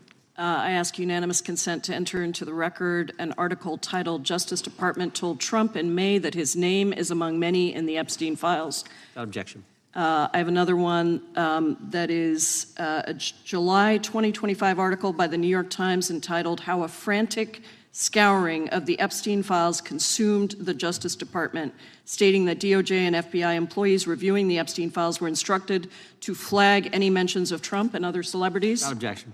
And I have another unanimous consent request to enter into the record an August 2025 article by The Guardian entitled "Ghislaine Maxwell Hinted at Epstein's Ties to Trump Officials. Why Wasn't She Pressed for Names?" stating that Maxwell told Deputy U.S. Attorney Todd Blanche that some of the, quote, cast of characters around Epstein are in Trump's cabinet. Without objection. Chair now recognizes the gentlelady from Pennsylvania. Thank you, Mr. Chairman, and thank you, Mr. Patel, for coming before us to testify today. I am concerned by your repeated claims that you're not able to disclose anything further about the Epstein investigation files and that there's no evidence of a broader conspiracy or other people who should be charged, because the American people aren't buying that you've been transparent or that there's nothing further to be seen. In your exchange with my colleague, Mr. Roy, you reiterated something that I heard you say yesterday in your Senate testimony, and that is, under your direction, the FBI will always follow the money. Is that right? The money, did you say? Yes. Yes, you said you'll follow the money. That's great. And just now you said you welcome the opportunity to investigate new evidence. So there has been significant recent reporting just in the last couple of weeks that after Jeffrey Epstein was arrested, 4 major banks flagged more than $1.5 billion in suspicious transactions connected to him that suggested a massive conspiracy related to his child sex trafficking activities. Director Patel, has the FBI reviewed the $1.5 billion in suspicious bank transactions flagged to the government relating to Epstein and his co-conspirators? I know the FBI has reviewed numerous SARs. I don't know the totality of that number. Okay, can you provide us with that number? I'll get back to you. Okay. And have you initiated any new investigation of those bank transactions since, say, September 8th, when the new reporting came out? I'll check with the Treasury Department because they're the lead on that. Okay, so Director Patel, how many individuals or entities has the FBI interviewed, subpoenaed, or compelled to testify? Can you give us those numbers with respect to these bank transactions? Not off the top of my head. I'll have to work with Treasury. Okay. We're concerned, you see, because you say you're going after child predators, but obviously this is how you follow the money, is if you follow the bank transactions that apparently enabled the child sex trafficking. Would you agree? It's one of the valuable investigative tools is to follow the money. Okay. Have Jeffrey Epstein's victims have asked us to ask you whether or not you've investigated Epstein's lawyers, the lawyers who facilitated those payments? Have you subpoenaed or questioned any of those lawyers? So in 2018 and 19, what I recollect is many, if not every one of those lawyers was part of the investigation. But you weren't there at that time, right? I wasn't there. Okay. So can you get us the names and the numbers of who was investigated then with respect to those lawyers? As long as I'm allowed to release it, absolutely. Okay. Well, if we provide you with subpoenas, I assume you can release it. Is that right? We have a current subpoena, and we're working with Congress to provide it. Okay. You've said that the Acosta investigation had an original sin. Mm-hmm. What do you mean by that? Basically, if you're looking at an actual pedophile ring, what you should not do is limit the time frame in which you're legally able to collect information. So search warrants that Mr. Acosta utilized in 2006 and 7 leading to the 2008 plea agreement had a very specific narrow window of years, I think 3 or 4 years. And so information pursuant to legal process wasn't collected for 10 years or 15 years or 20 years. It also, subpoenas were not sent out to hundreds of witnesses at the time, hundreds of victims at the time. None of that was done. None of these people were put in grand juries. And so the totality of information from the jump, instead of being this big, was like this. And that, in my opinion, is not how you run an investigation if you're trying to break a sex trafficking ring. So you're now in charge of the FBI. Why haven't you done that investigation? Great question, and here's the answer. Simply because I am not able to go back 20 years and collect information that the courts had decided was already subject to search warrants. They have said, this was in the investigation, there's a non-prosecution agreement out of that plea, and when the case was reopened, and this is where it comes into play, when the case was reopened in 2018 and 2019, the search warrants, again, were limited to the conduct of Jeffrey Epstein. Now, whether that's right or wrong, that's a different discussion, but I'm telling you that's the information we I reviewed. think that is a different discussion, and I think the discussion we'd like to have today is why you aren't following the money with respect to the broader conspiracy that it has been reported in the New York Times and elsewhere and that if you really want to attack the issue, if you wanted to attack the issue, if you wanted to get to the bottom of it, if you wanted to disclose what really was involved in the Epstein files, the Epstein cover-up, that you would be taking very different actions that you are today. I do want to seek unanimous consent to enter into the record the New York Times September 8th, 2025 article, How J.P. Morgan Enabled the Crimes of Jeffrey Epstein. Objection. And also an article dated July 17th, 2025, in the Epstein case, Follow the Money. Objection. Okay, thank you. Gentlelady yields back. Mr. Chairman. Gentleman from Maryland is recognized. Thank you much. Pursuant to Clause 2K6 of Rule 11, I move that the committee subpoena the CEOs of 4 banks, J.P. Morgan, that's Jamie Dimon, Bank of New York Mellon, Robin Vince, Bank of America, Brian Moynihan, and Deutsche Bank, Christian Sowing, in order to get the suspicious transaction reports. These 4 banks have flagged to the government $1.5 billion in suspicious transactions related to the sex trafficking crimes and conspiracy of Epstein, Maxwell, and all of their collaborators. And as you know, Mr. Chairman, we got the SARS reports for Hunter Biden totaling around $20 million. And so these $1.5 billion in SARS reports we should get, especially since the director doesn't seem to be forthcoming. And I request that we do this immediately. I think the director's been very forthcoming. We will hold any motion to subpoena in abeyance until the conclusion of the hearing. The chair now recognizes the gentleman from Texas. Thank you, Mr. Chairman. Thank you, Director Patel, for being here. It is quite clear that certain members of this committee, they want their 15 seconds on TV, stamping and coming. Maybe it's for fundraising. Maybe they're struggling in their district. They need a little bump. But they turn a committee into a clown show, and that's what we're seeing. You're being unjustly attacked today. I watched the Senate hearings yesterday. You were attacked there. We know there's an agenda. There's always an agenda. It's the same characters with the same personalities, the same objective, and that is destroy the mega movement. You're being attacked, Director, is because you're effective. You highlighted what you've been doing in D.C. with the president in reducing violent crime. You're very effective. Another individual that was very effective with meaningful debate and dialogue was Charlie Kirk. And they killed him for it. Charlie Kirk was a man of faith. First and foremost, he loved his Lord Jesus. He loved his family. Beautiful wife, beautiful children. Just a remarkable, honorable man that was silenced with this assassin's bullet. I would say if Charlie Kirk lived in the biblical times, he'd have been the 13th disciple. He'd have been the 13th disciple.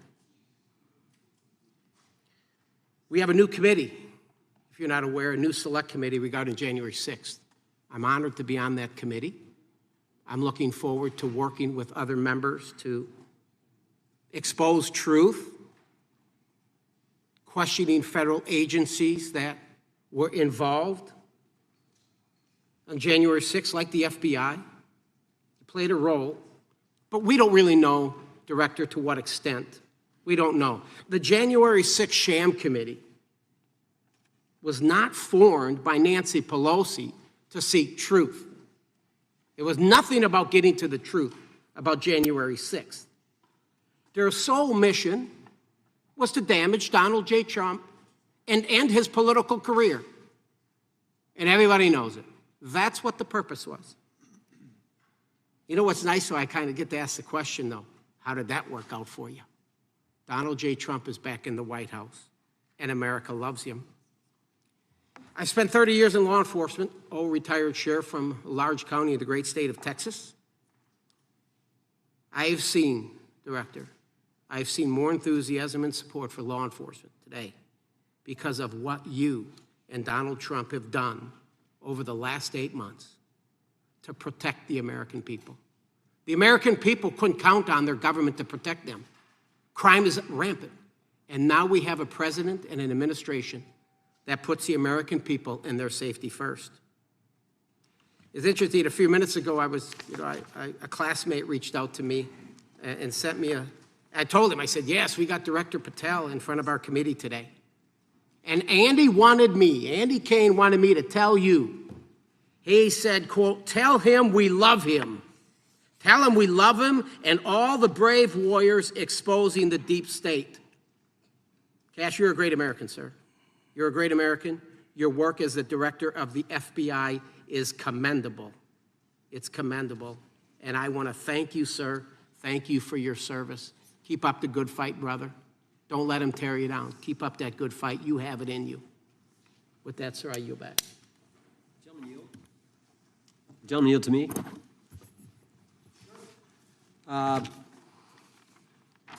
Director Patel, there were 26, the gentleman mentioned the select committee, there were 26 confidential human sources at the Capitol on January 6, 2021.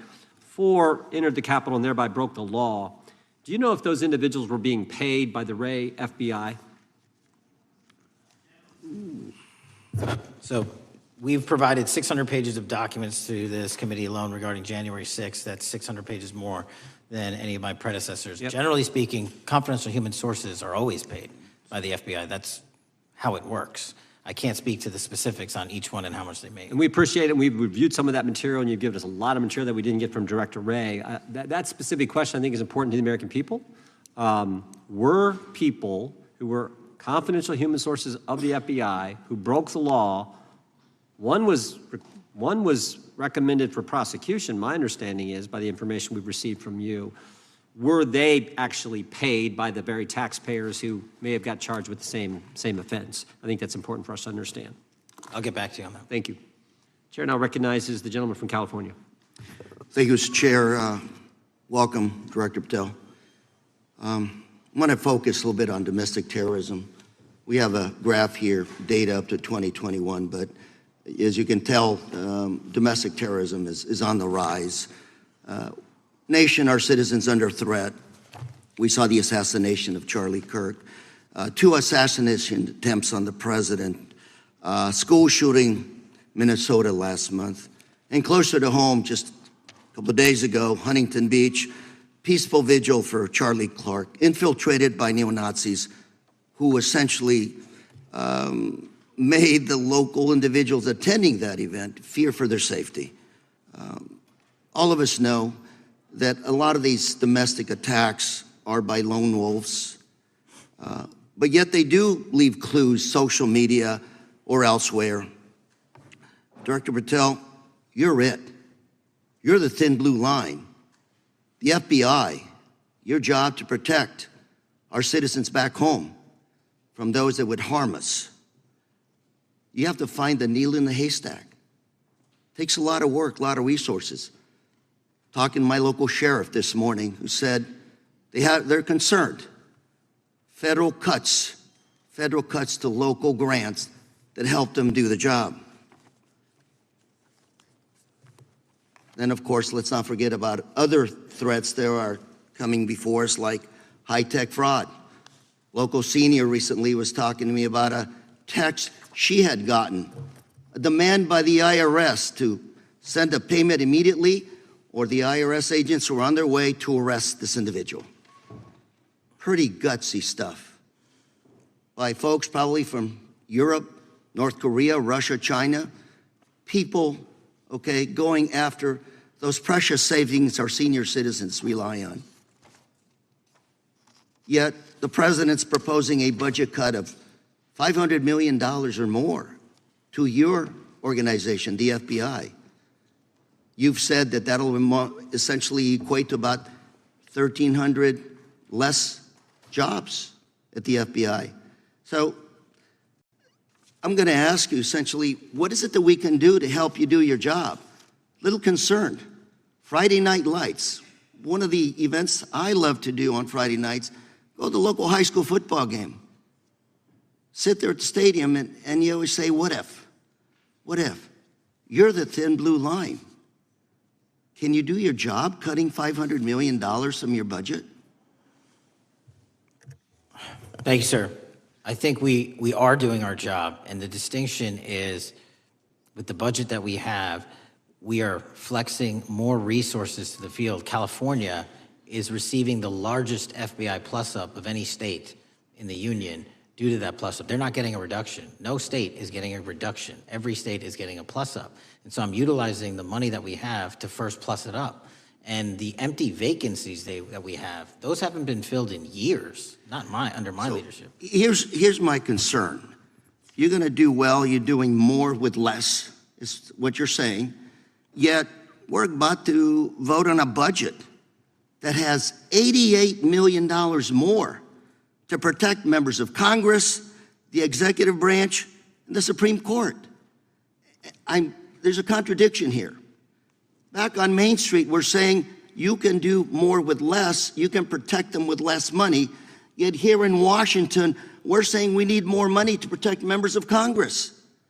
It's a little contradiction here. Or maybe, sir, you ought to talk to leadership about coming in with your management style to protect the Supreme Court, Congress, and the administration. Otherwise, it's essentially a hypocritical situation. We need more protection, yet folks on Main Street can do with less. My concern is folks on Main Street. We also were, I think we received over $300 million in the big, beautiful bill, and we're also receiving pots of money from our interagency, so this sort of $500 million cut isn't entirely accurate. You're still getting cut $200 million plus. You're still moving your agents to do ICE work, so you are leaving a lot of bases uncovered. And I'm not going to be argumentative with you, Director Patel. I'm just saying, if that thin blue line does not hold, people on Main Street will pay the price. I agree with you, sir. And I just look forward to working with you because I am very concerned that these kinds of budget cuts are short-sighted, especially when my local sheriff calls me and says, we need more support, and we're looking at budget cuts. I'll work with you, sir. Thank you, Mr. Chair. I yield time. Mr. Chairman, I have another unanimous consent request. The gentleman yields back. The gentleman from New York is recognized for unanimous consent. I seek to introduce a December 2024 OIG report from the Department of Justice, which confirms the conclusion of the Bill Barr Justice Department that the so-called whistleblower, a disgruntled former employee of the Intelligence Committee, was not a credible witness and there were no further actions taken. Without objection. Mr. Chair, I'd like to submit some items for the record. You bet. Gentleman from California. First one, Trump's deportation diverts FBI agents off child predator cases. Second one, FBI director backtracks on administration's proposed budget cuts. And number three, Trump administration says 70% of ICE detainees do not have criminal convictions. Without objection. Gentleman from Texas is recognized. Thank you. Director, earlier this year, the committee learned of new documents tied to the Crossfire Hurricane investigation and the Russia collusion hoax against President Trump. Your efforts in declassifying key documents tied to this investigation allowed the committee to acquire thousands of pages that it did not have previously. Did any of your predecessors make any effort to declassify these documents? Not to the extent we have. Did any of your predecessors share or leak any details that were classified at the time? There are ongoing leak investigations across the board at the Bureau related to this. I believe one of those is Mr. Comey, and I thank you for continuing that investigation. Among the declassified documents are the Durham Report Annex, the Crossfire Binder, and the Nellie Orr Criminal Referral. Could you summarize for those watching what we know about the Russia collusion hoax so far?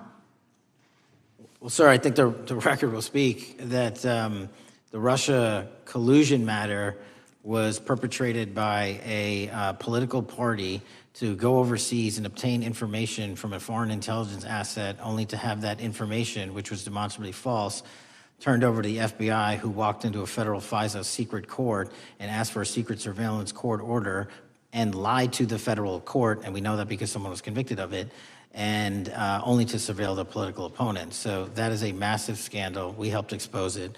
And in terms of the pages of productions, I provided 1,400 pages of production related to Crossfire Hurricane, and my predecessors have provided 0. I appreciate that, and I appreciate your courage and commitment to declassifying these important documents for our review, and hope that you'll continue with this commitment. Can we expect to see more declassification efforts regarding the Crossfire Hurricane and Russia collusion hoax? Yes. Thank you. I yield the remaining balance of my time to Chairman Jordan. Oh, I thank the gentleman for yielding. And Director, that's when it all started, right? The whole Russia, that's when it all began. And then it was Mueller, then it was impeachment, then it was Jack Smith and Fonnie Willis and Alvin Bragg and you name it. But it all started then. And that's why I think the gentleman from Texas wants to make sure we get all the information there. And I want to go back to when it was changed. We talked about this earlier. I just want to read to you what the CIA officer said to the House Permanent Select Committee on Intelligence, quote, Brennan refused to remove the dossier, and when confronted with the dossier's main flaws, he responded, yes, but doesn't it ring true? So that's what he initially said. And then when he was talking to this committee, he said the CIA was very much opposed to having any reference or inclusion of the Steele dossier in the intelligence community assessment. So on one hand, you got a witness who was there who said he refused to remove it even though he knew it was garbage. And then he's, on the other hand, telling the committee, no, we didn't want anything to do with it. It shouldn't have been a part of the intelligence community assessment, which we know it was. You know it was. You found that. Those are two entirely different stories. I think Mr. Brennan has some explaining to do, frankly, what happened there. And I think you said earlier that this whole thing, and I think you said to Mr. Gooden, this whole thing is being looked at as part of this grand conspiracy to undermine the president, whether it's Comey, Brennan, Clapper, former head of the Intelligence Committee, now senator from, whoever it is, that's all being looked at. Is that accurate? Yes, sir. Well, we appreciate that. And part of what's also being looked at, and I think the gentleman from Wisconsin brought this up earlier, what is a burn bag for, by the way? Generally speaking, the intelligence community obviously utilizes and possesses classified documents, but drafts of those classified documents and even ultimate finished products of those classified documents have to be recorded and or discarded. And if they are discarded, the only way we do that, the hard copies, is we literally put them in burn bags that are identified specifically for that purpose, and there is a very exact courier system in which those burn bags are obtained and the material inside is destroyed. So it's to get rid of the material, right? Yes, sir. And it looks like the annex that Mr. Durham in his investigation had was put into a burn bag by your predecessor, I assume, to be destroyed. Is that accurate? Without getting into the stylization of the evidence, anything that's put in a burn bag is for purposes of destruction. Do you find that interesting that the Durham annex was placed in a burn bag, that you would discover that when you took over as the head of the FBI? We found a lot of information in a lot of burn bags. Well, we appreciate you finding that. We'd like to know a little bit more about that, and we look forward to that information coming forward. And I appreciate the gentleman yielding. With that, we now recognize the gentleman from Colorado. Thank you, Mr. Chairman, for holding this hearing. Thank you, Director Patel, for being here today. I have a couple of questions regarding a terrible shooting that occurred in Colorado, a state, as you may know, that I represent. You've testified previously about, I think, what you would describe as your efforts to provide more information regarding the investigation with respect to the horrific assassination of Mr. Kirk. And so, in that same vein, I'm hoping you can provide this committee and my constituents in Colorado with some clarity. Absolutely. I think, as my colleagues know, in Evergreen, Colorado, Jefferson County, a county that I proudly represent, at Evergreen High School, a shooter ultimately injured. 2 students were praying for their swift recovery. There's an article here from Colorado Public Radio. The title is, quote, FBI was already investigating an account that may have been linked to the Evergreen shooter. You're familiar with the circumstances generally, Director, regarding this terrible tragedy. Yes. So my understanding from the public reporting is that an organization reported to the FBI in July of this year regarding, just reading here from the article, that the FBI opened an assessment into a social media account user whose identity was unknown and who was discussing the planning of a mass shooting with threats nonspecific in nature. This is the FBI's statement to the press. And that the FBI continued to work this assessment investigation to identify the name and location of the user up until September 10th, 2025, which was the day of the tragedy. Can you provide us some clarity on what were the impediments to finding, the account user, and maybe describe in greater detail the FBI's work in that regard? Generally speaking, yes, because I know even though the shooter's deceased, the investigation we're not done. Sure. And so the impediments to finding these individuals, and you highlight a great point, we had 2 huge tragedies in the span of days in this country. the school shooting in Evergreen, Colorado being one of them. And proactively going out onto these social media platforms, which are so large, is our biggest impediment.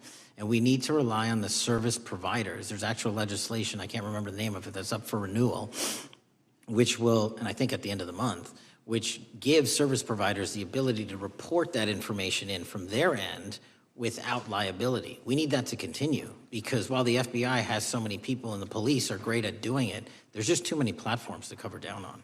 Well, I appreciate that, Director Patel, and I think we're certainly, I'm interested in continuing this conversation, because I think the reporting suggests that that there's a pattern, and that ultimately, we want to make sure that law enforcement is able to prevent this kind of tragedy from happening in the future. I have a question. It's not meant as a gotcha question, so it just frame it there. But it is in regards to some reporting around a periodic transaction report that you had filed earlier, this year. So this is in July, pursuant to the ethical obligations as a senior executive official.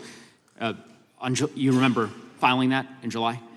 Yes. Yeah, so in that report, as best as I can surmise, you disclosed that you divested $100,000 or more in a variety of different stocks, which I presume was pursuant to the ethics agreement that you negotiated with the Department of Justice. In that same report, there's a disclosure regarding purchases of two different transactions. So between $15,000 to $50,000 in a national coffee house chain, and between $50,000 to $100,000 in a semiconductor company on May 9th and May 12th. Are those transactions that you're doing personally, or are these through a stockbroker, or are these transactions that you're handling yourself? So how they happen is I submit proposals under DOJ guidance to say, hey, I would like to trade this or that, and they run their review, and the FBI runs a review, and then they come back and say yes or no, and then I make the transaction. Is there a reason that you decided to make the purchases into those two companies? Generally speaking, before I got this job, I was, trading stocks, but not a lot, like most people, and I just follow certain industries, and I thought they would be a good investment. So the reason why I ask, right, because you had divested in other companies, and I presume that wasn't because there were actual conflicts. It's just that you wanted to avoid an appearance of impropriety. It was both. Both, but not all of the companies were conflicts.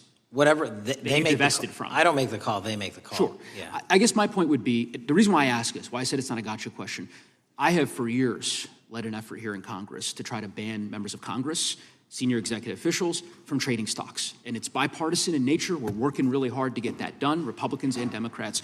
And you can understand, I think, given your role, given the nature of the position that you hold as the leader of the largest law enforcement agency in our country, that divesting entirely, not doing day trading now, I think would be something that would be in the interest of the American people. So I just would hope you would consider that, and that moving forward, that perhaps not purchasing stocks in individual companies, I would think would be something that would be worth pursuing. Gentleman's time is... I'm happy to give the witness an opportunity to answer. Thank you. I'll work with you on it. Gentleman from Alabama is recognized.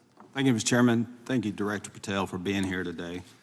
Newly declassified documents confirm that the intelligence community under President Barack Obama knowingly relied on unverified and fraudulent evidence to manufacture a false claim that Russia, in fact, meddled in the 2016 election. Is there more to be done to uncover the depths and origins of the Russian collusion hoax? There is, and we're doing it. Why should Americans still care about that, Director Patel? Everybody wants to talk about a weaponized bureaucracy. And when we put out the facts about a weaponized bureaucracy, not because I said so, but because we found the FISA documents, because we found the 302s and the 1023s, then it becomes a political football. My job is to continue to put out that information and let the American public read it for themselves when I'm lawfully able to do so. And that's been my commitment on any subject, Russiagate or otherwise. Wherever the law allows me to do it, I will do it. You know, when I first came in 2020, the number one concern as I was doing town halls was the weaponization of the government against the American citizen. And so are there things that you're doing, structural reforms that implementing so that the FBI cannot be weaponized again, whether it's against President Trump or future elected presidents? It shouldn't be weaponized against anyone. And the structural reform is simple. If you're going to go after a political individual or someone seeking political office, There has to be a grounded basis in law and fact to open up a criminal investigation. And if there's not, the investigation isn't even opened. And I've also gone back and reviewed other cases that were opened in prior administrations related to public officials. And we've closed a number of them because we felt that some of these actions were weaponized on either side of the aisle. I felt it wholly inappropriate for the FBI to be playing umpire and referee amongst these decision makers when there was no factual or legal basis to continue those investigations, so I shut them down. And I think that's so desperately needed because we need to restore trust in law enforcement and certainly in the DOJ and the FBI so that the American people don't fear the very government that's supposed to protect them. And so thank you for doing that. On August 11th, you released to the committee documents concerning leak investigations that began in 2017. Do you believe these leaks were accidental or were they intentional in order to influence public opinion against President Trump? When I can publicly make a final decision on that, either through a recommendation of charging that the DOJ makes or findings that I have, I'm able to do so, but they're still not complete. Why did the FBI under Director Comey want to undermine the Trump administration? I don't know, you'll have to ask him. Think it might have been political? How will Director Comey be held accountable for his leaks and classified information concerning the Russian collusion hoax? Well, anyone. Doesn't matter what you did before or what seat you were in. If you leak classified information, that's illegal. And we will investigate it fully. And if we can bring enough evidence to recommend charges to the Department of Justice, we will. But as you know, in these leak investigations, it's very difficult to produce the information necessary. We know leaks happen.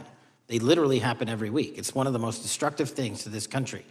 Media receives classified information beneficial to one side or the other. I'm a fan of none of it, and I want to shut all of it down. And we need to bring some real cases to deter individuals from doing that, and that's my focus. What was Comey's role in creating the ICA?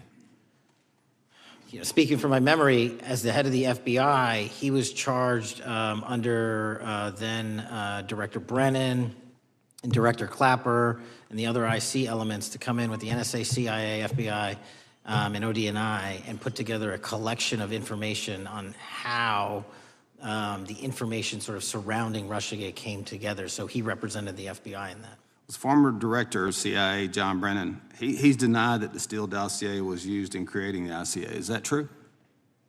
Well, it's, without commenting on him, the FISA has been released, and the dossier was in the FISA. It was in 4 FISAs. So I'll let the public decide.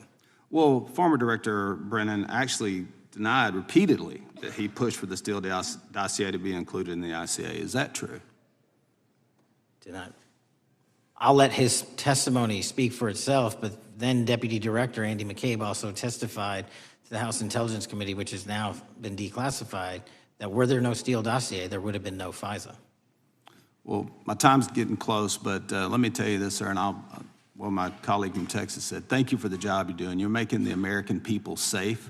You're restoring trust in these agencies that so many of us had lost trust in. So thank you for the work you're doing. That thin blue line, you're doing a fine job, and we want to let you know we appreciate it. Thank you. God bless you. Lady from California is recognized.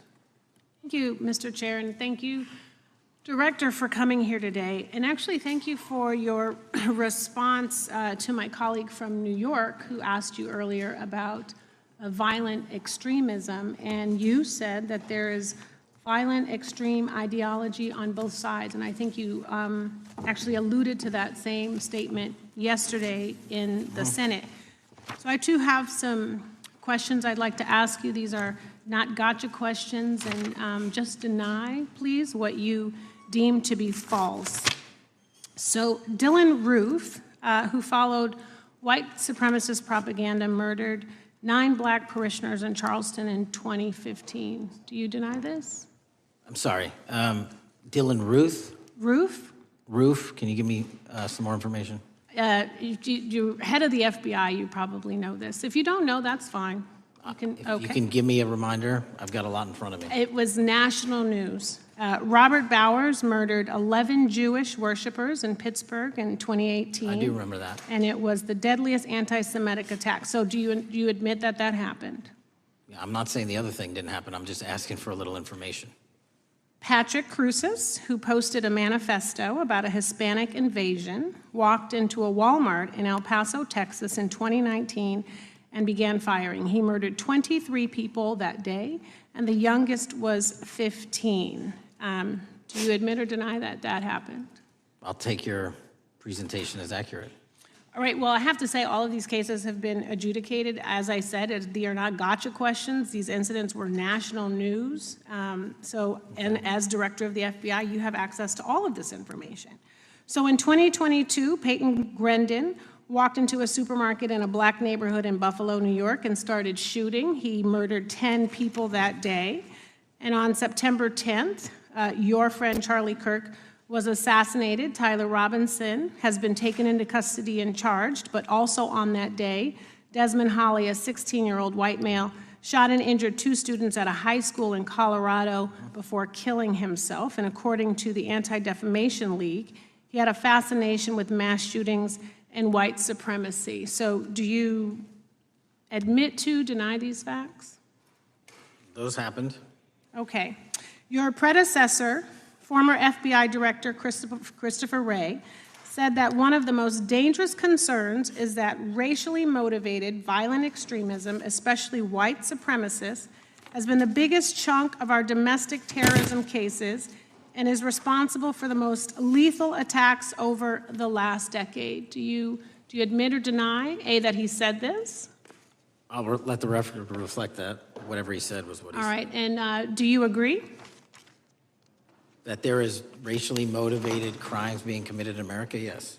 Yes, especially white supremacists, which is the biggest chunk of our domestic terrorism. I'm glad that you said this. So last week, President Trump was asked if there were extremists on both the left and the right. He was actually asked this by Fox and Friends, and his exact words were, "I'll tell you something that's going to get me in trouble, but I couldn't care less. The radicals on the right oftentimes are radical because they don't want to see crime. The radicals on the left are the problem, and they're vicious, and they're horrible, and they're politically savvy." Do you agree with the president? I don't speak for the president. The president speaks for himself. Do you agree with the president? I don't. On what matter? On the question that I just asked, do you agree with his statement about the radical left? That there's ideology that's driving violence on both sides? Yes, that's what he acknowledged. No, he didn't. He didn't. But I'm glad that you're saying that and actually creating some separation between you and the president. And I'm glad that you That's literally are not what happened. He said acknowledging both. that there is violent extremism on both sides. What's interesting is that the research arm of the Department of Justice, the National Institute of Justice, do you know what that is? I'm familiar with them. Okay, great. It is the research arm of the Department of Justice, and it published an article in 2024 devoted to domestic radicalization, violent extremism, and terrorism. I have it. It's interesting that it's no longer on the website. It has been scrubbed, but I ask these questions because what makes a strong, qualified director of any business, of any household, of the FBI, what makes a reputable prosecutor is not lapdog loyalty, but a commitment to the creed that evidence is agnostic and that the evidence will lead you to making the right decisions. And your job, no one's job is to like the data or the evidence, it is to collect it. That is how you gain trust. And Mr. Chair, I would like to enter into the record, if I may. White supremacist group stands by racist ideology with unanimous consent. Without objection. Dylan Roof, the radicalization of the alt-right and ritualized racial violence. Without objection. Thank you. Another article, how Robert Bowers went from conservative to white nationalist. I'd like to enter that into the record with me. Without objection. Patrick Cruces believed he was fulfilling Trump's wishes in El Paso attack, his attorneys said. I'd like to enter into the record. Without objection. Buffalo shooting, how far-right killers are radicalized online. I'd like to enter that into the record. Without objection. Evergreen High School shooters' online activity reveals fascination with mass shootings, white supremacy. I'd like to enter that into the record. Without objection. Murder and Extremism in the United States in 2024, a report by the Anti-Defamation League. I'd like to enter that into Without the record. objection. And the article, the report that was scrubbed from the DOJ just recently, the National Institute of Justice Journal focusing on domestic radicalization, violent extremism, and terrorism. I'd like to enter that into the record. Without objection. And lastly, the libertarian think tank Cato and their analysis on violent extremism and the right rising in extremist acts. I'd like to enter that into the record. Without objection. Thank you, and I yield back. Gentlelady yields back. Gentlelady from Wyoming is recognized. Just very quickly, Director Patel, thank you for being here, for your service to this country, and for the transparency that you have brought to the FBI and for the American people. Transparency that was absolutely non-existent in the Biden administration and FBI. I believe that you might have been asked earlier about whether you had had an opportunity to visit with any of Epstein's legal counsel. Were you asked that question earlier? I think so. Okay. One of the legal counsels or legal fixers for Mr. Epstein was Stacey Plaskett, the Democrat delegate to Congress from the Virgin Islands. So perhaps for those on the other side who are interested in talking to Jeffrey Epstein's attorneys, they could sure visit with one of their own colleagues. I want to focus on something that I think is very important that has not been addressed enough today, and that is related to the consequences of the Biden open border. One consequence of the Biden border crisis is the impact that it continues to have on our tribal communities, with the cartels taking advantage of our open borders, the Mexican drug cartels, by infiltrating our reservations and bringing violence, drugs, murder, trafficking, and more. Last year, when I questioned the Attorney General Garland about what the DOJ was doing to protect these communities, he simply deflected responsibility and said that Congress had not appropriated sufficient resources for them to be able to protect our tribal communities. Mr. Patel, what is the Trump FBI doing to counter the drug cartel infiltration and other violent crime targeting our Native American communities? Thank you. It only took more than half of this proceeding to talk about one of the priorities that the FBI has, which is crimes on tribal lands. Every single crime that we have been talking about, whether it's child predators, human trafficking, narco traffickers, murder, they all happen on tribal lands as well. And I've said since the beginning, it is a priority, which is why we launched Operation Not Forgotten on tribal lands. And I'm the first FBI director to meet with the staff and tribal leaders here in Washington, D.C. and elsewhere, and invited them into my office and headquarters to see them, because I need engagement with tribal leadership, and I need our police and FBI agents to be engaging with tribal leadership. Otherwise, we're not going to break through. We have 1,900 Indian country cases open right now. We've got 600 indictments this year alone.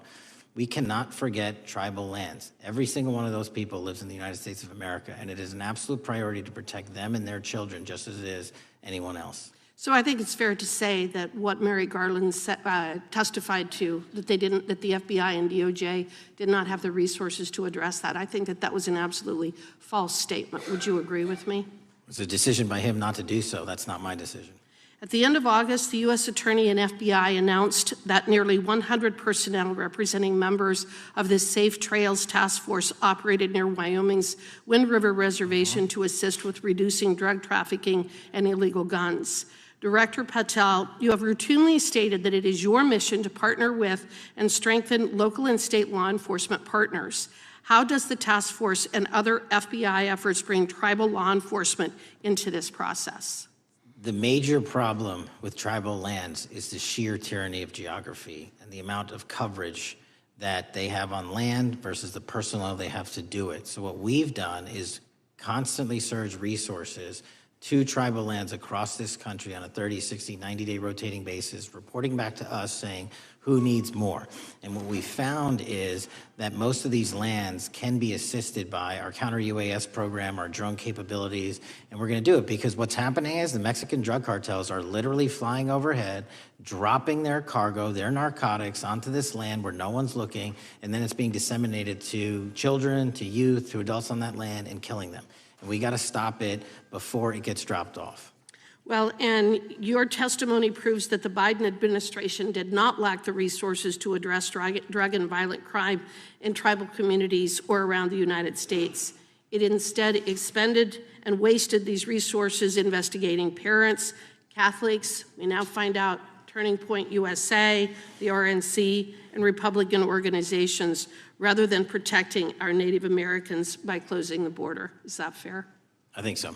Wonderful, thank you. And I do appreciate the work that you've done in this regard. I was previously the chairman of the subcommittee on Indian and Insular Affairs with the Natural Resources Committee, and safety and security on our reservations and for our tribal members has been one of our priorities, one of my priorities, and I very much appreciate the work that the FBI has done. Let me know if there's anything else I can do to help you, and with that, I yield back. I will, ma'am. Gentlelady yields back. The gentlelady from Georgia is recognized. Thank you, Chairman, and thank you for coming in today, Mr. Patel. In the past few months, the country has experienced a string of horrific, high-profile attacks that have been motivated by racial hatred or political ideology. Shooter attacked the CDC headquarters, firing hundreds of rounds and killing a police officer. An arsonist set fire to the Pennsylvania governor, Josh Shapiro's residence, with the governor and his family actually inside.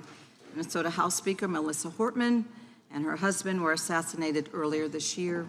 Clark and Charlie Kirk was murdered last week. Bomb threats have been made against HBCUs and the DNC, and just the list goes on and on.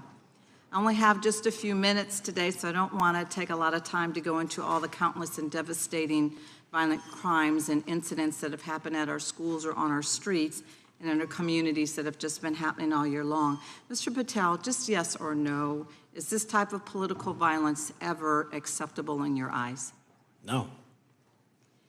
I'm glad that we agree that these heinous acts designed to instill fear and division in our nation are never, ever acceptable, yet each of these incidents has recently taken place under your watch. The FBI's website states that protecting the United States from terrorist acts is the FBI's #1 priority, including from domestic terrorists. Is this still your #1 priority? Domestic terrorism? Preventing domestic terrorism. Our #1 priorities are protecting the homeland and international terrorism and crushing violent crime, and domestic terrorism sort of interlays between both of those. Okay, so well, then I'm glad that you're giving us the right answer, but unfortunately, your actions kind of tell a different story. Earlier this year, you granted the ranks of the FBI's Domestic Terrorism Operations Section. This is the section of the FBI that is most directly responsible for addressing political violence in our country by preventing attacks from occurring and effectively responding to them if they do. The agents in this section are the ones who stopped an individual stockpiling weapons, who planned to attack schools and churches in Florida and seized bombs made by an ISIS sympathizer in New Orleans. And instead of ensuring that this section has all the resources that it needs at a time when its mission is critical, you fired its decorated veteran FBI agents who have served their country proudly under Republican and both Democratic presidents, and you scrapped the tools that they developed to fight domestic terrorism, including the National Domestic Terrorism Incident Database. I mean, most of that is just not true. We have 1,700 current DT-managed programs. We're up 300% in the amount of cases we brought against nihilistic, violent extremists, including 764, wishing to harm our children. The FBI and the men and women are getting after that problem set more than ever because I've unleashed them to do so. And any insinuation that these tragic occurrences across the country are somehow singularly my fault or disgusting because that watershed goes down to the men and women at the FBI, and they are not responsible for it. I'm happy to work with you to get them what they need. Gentlelady controls the time. Unanimous consent request. You'll state a request. Thank you very much. Into the record, an article from Reuters titled FBI Scales Back Staffing, Tracking of Domestic Terrorism, Probes Sources Say. Thank you very much. Without objection. I appreciate that. So, Mr. Patel, and it isn't just the domestic terrorism operations section. Under your watch, agents are fully diverting their attention to these anti-immigrant and city takeover operations, leaving our children vulnerable to dangerous networks of online predators, both domestic and international. You pulled more than 120 FBI agents from their normal duties to operate sobriety checks and conduct traffic stops, exposing the FBI's fleet of unmarked cars and thereby making it harder for the FBI to combat violent criminal gangs, foreign intelligence services, and drug traffickers in the process.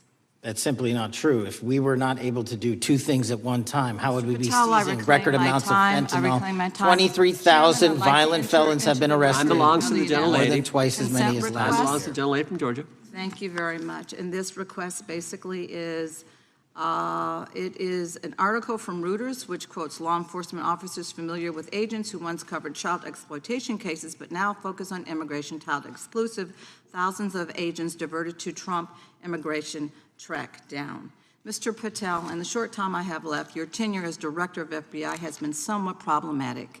Americans are left safe, definitely less safe under your watch. You have gutted the FBI's ability to keep safe from domestic terrorism. You have sent FBI agents to conduct traffic stops and round up hardworking immigrants who pose no danger to public safety. People even President Trump referred to as good, long-time workers. Your job is to protect and serve the American public. Time of the You have gentlelady. spent your time protecting heinous individuals and using the FBI to serve as a political circus. You at times have appeared unequipped. Time of This the country gentlelady has deserves better, expired. and I yield. Gentlelady yields May back. I respond? Sure can. Simply put, what is it? Are we failing? If we're failing, how are we arresting 23,000 violent felons? Twice as many as this time last year. Are we failing? Because if we're failing, how are we seizing 1,500 kilograms of meth, 25% increase from last year? Are we failing? Because we captured 4 top 10 FBI most wanted from around the world in 7 months. That's more than the entirety of the last administration. Are we failing? Because we put 1,500 child predators in prison. Are we failing? Because we dismantled 300 human trafficking networks. Which is it? You don't like me, that's fine. But don't you dare disparage the men and women of the FBI that are producing record results in historic fashion to protect this country. They are kicking ass for America, and they're going to continue to do so. And we appreciate your leadership. The gentlelady from Florida is recognized. When I was home recently, I met with the agents leading the Tampa office of the FBI, and I saw what they're focused on in my community: stopping drug traffickers, rescuing children from exploitation, fighting cybercrime, protecting us from acts of terrorism, foreign and domestic. And I know from my time as a federal prosecutor and a judge that this work by the Bureau doesn't make headlines, but it is happening every single day. At the top, accountability is necessary, transparency is critical, but today we've seen an effort not just to diminish, but to distort the work of Director Patel and the agents he leads. If we really care about transparency and about truth, then what we owe to the American people is this reality: that thousands of dedicated professionals at the FBI wake up every single day thinking not about themselves, but about this country, and keeping every single one of us and our children safe from harm. And Director Patel, I would like to hear from you the facts about what the FBI is doing in your efforts to fight crime. Director Patel, isn't it correct that since January 20th, 2025, the FBI has made over 25,000 immigration-related arrests, including 350 members of Tren de Aragua and 195 members of MS-13? Those numbers are accurate. The Tren de Aragua numbers are up over 350% from the year before. And during that same period, hasn't the FBI seized over 66,000 kilos of cocaine, 6,000 kilos of meth, and 1,500 kilos of fentanyl? Not to be nitpicky, but it's 89,000 kilos of cocaine and 7,300 kilograms of meth. And isn't it also true that the FBI Tampa Division's Panama Express Strike Force specifically seized nearly 67,000 kilos of cocaine valued at more than $1.6 billion from illicit maritime vessels? One of our best operations out of the Port of Tampa, and I was down there in South Florida when Panex did their work. Director Patel, since October 7th, 2023 Hamas attack, the FBI has been a co-leader of the Joint Task Force October 7th. Isn't it correct that this task force is actively working to bring justice for victims and to prevent terrorist infiltration at our borders? Yes, ma'am. Since January 20th, hasn't the FBI arrested 59 foreign intelligence operatives for spying or smuggling dangerous material into the United States? Yes, we have, and that's on track to be more than 25% than ever before. And the FBI has also been leading operations against major cyber threat actors, including those from Russia, China, Iran, and North Korea. Isn't that right? A 17% increase from year to date last year. Director Patel, the FBI's child exploitation task forces continue to investigate predators who target children online and across our communities. How significant is that threat today, and what results have you seen under your tenure in bringing these offenders to justice? We have, under Operation Grayskull, dismantled dark web units that are operating online, not just in the United States, but across the world, to do our children harm. We have taken into custody more suspects than ever before on those who seek to harm our children. That is what the men and women of the FBI do, and that's what they're going to continue to do. Those are the real results when you let good cops be cops and when you let us get on these platforms and expose them to the public and show them the harms of these predators on these online gaming systems and social media systems. And we need more help from Congress to allow us more authorities to do that work. The FBI laboratory manages the Combined DNA Index System, or CODIS, which compares over 25 million DNA profiles and aids more than 125 investigations each day. Director Patel, why is this important to law enforcement nationwide? All of law enforcement relies on our CJIS operation out of West Virginia. And what that does is allow 19,000 agencies to come in and say, hey, does this guy have a criminal history? Hey, is this an illegal firearm? Do we have a DNA hit like we did in these recent assassinations? That's what the FBI brings to bear, because local and state law enforcement agencies just don't have that capability, and we're doing it 24/7, 365. CJIS does not close for 1 minute. In your testimony, you noted that the FBI has ongoing counterintelligence investigations into China, Iran, and Russia across all 55 field offices. Why is it essential to maintain that scope of coverage, and what success can you point to in disrupting nation-state actors? Our biggest threats involving nation-state actors are the PRC, Russia, and China, and they are up 33%, 83%, and 60% respectively in arrests alone this year. Those nation-state actors wish to do harm in our infrastructure, our critical infrastructure system, our energy, our water supply, and also go after and target individuals and senior citizens and take their money through online pig butchering schemes, which we've exposed in Cambodia by way of the CCP. This is groundbreaking work that the American public should be seeing that their FBI is doing, and I'm happy to have the opportunity to report on it. Thank you. Director Patel, I yield back. Gentlelady yields back. The gentlelady from Mr. Chairman, I have a couple. Unanimous consent? Thank you so much. I appreciate it.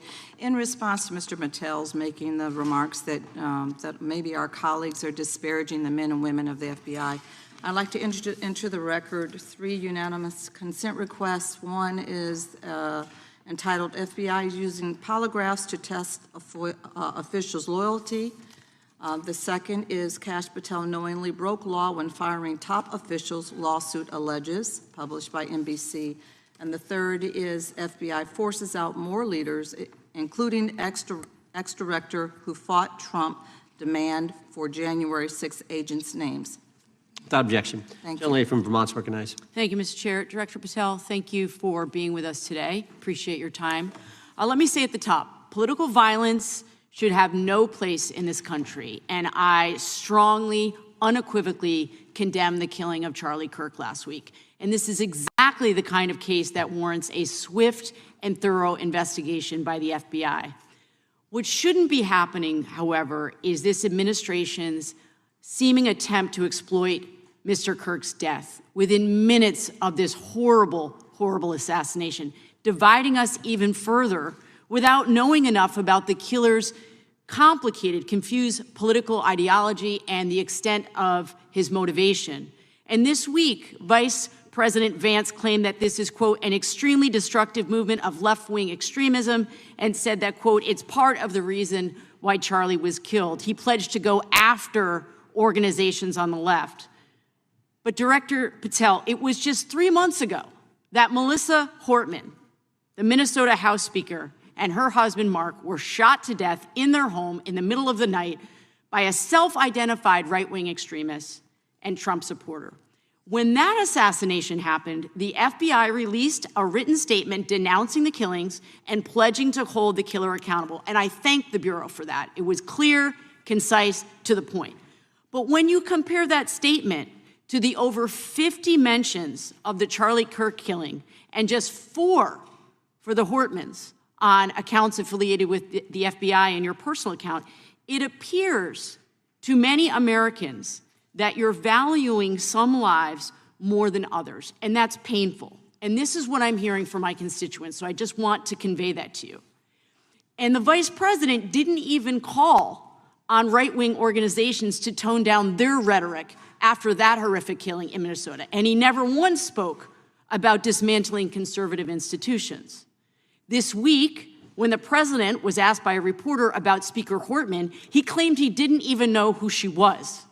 One of the most high-profile assassinations of an elected official in recent memory, and the president claims to know nothing about it, hasn't even heard of it. It was absolutely devastating for her colleagues and for her family.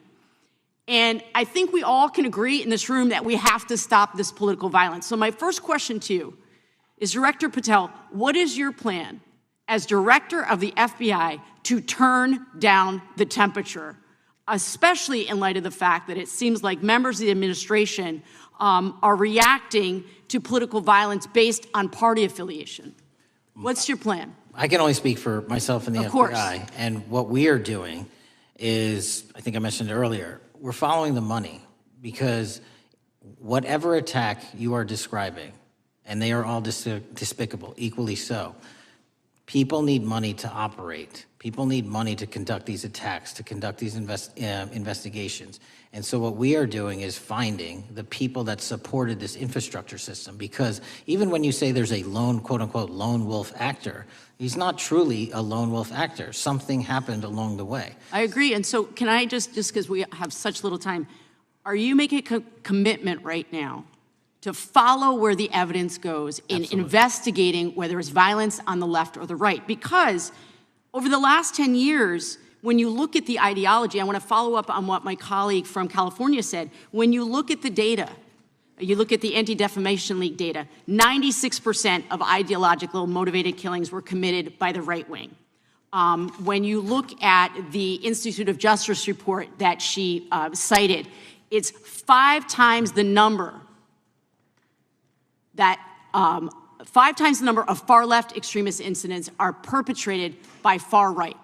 And it's been reported, and she mentioned this, that as of September 12th, 2025, just 2 days after Charlie Kirk's killing, that the DOJ removed that report from the DOJ website. That's why Americans are concerned that there seems to be a separate system of justice, that if you are a Republican and you are attacked, you will get the full weight and authority of the FBI in this administration. But if you are somebody serving in the Minnesota State Legislature and you are assassinated in your home, that the response is different. And I think to ignore the threats from the right or try to do a both and when there are multiple instances when it's overwhelmingly coming from the right, this is a disservice, because Americans want to know that whoever they are, whatever their political affiliation, that the response is going to be the same, and it is going to be done with the same diligence. And I'm wondering if you will commit to me right now that you will be a voice right now standing up to those voices in the administration that are adding to the violent rhetoric right now. That's what I'm asking you. Will you commit to this? Time of the gentlelady has expired. The gentleman can respond. My voice will be through the investigations that the FBI conducts, and we will conduct them all lawfully and equally. Can we expect in the future that your tweets in related to one killing will be the same level of concern? The gentleman from Texas is recognized. Thank you, sir. Director Patel, thank you for being here today, and most importantly, thank you for restoring trust and faith in the FBI, which has been severely eroded under the Biden administration. Thank you for your service and your continued service in this capacity. On April 7th, 2025, Charlie posted on X, "Assassination culture is spreading from the left. 48% of liberals say it would be at least somewhat justified to murder Elon Musk. 55% say the same about Donald Trump. In California, activists are naming ballot measures after Luigi Mangione. The left is being whipped into a violent frenzy and set back. Whether losing an election or losing a court case justifies a maximally violent response," end quote. And unfortunately for Charlie, that reaction also came when they couldn't win a debate on a college campus. You cannot be intellectually honest and say that this problem is on both sides. It's not just what happened to President Trump, it's also what just happened to Charlie. We've gotten to a point in America where violence is encouraged. We have a former president of the United States that opens up his campaign in 2019, that's Joe Biden, by saying that his opponent is a, quote, existential threat to this country. Houston, we have a problem. People that you disagree with are not existential threats. They are not Nazis. They are not fascist. They are not racist. They are not deplorable. They are not irredeemable. They are your fellow Americans who have a different perspective on how government should run and what government should look like.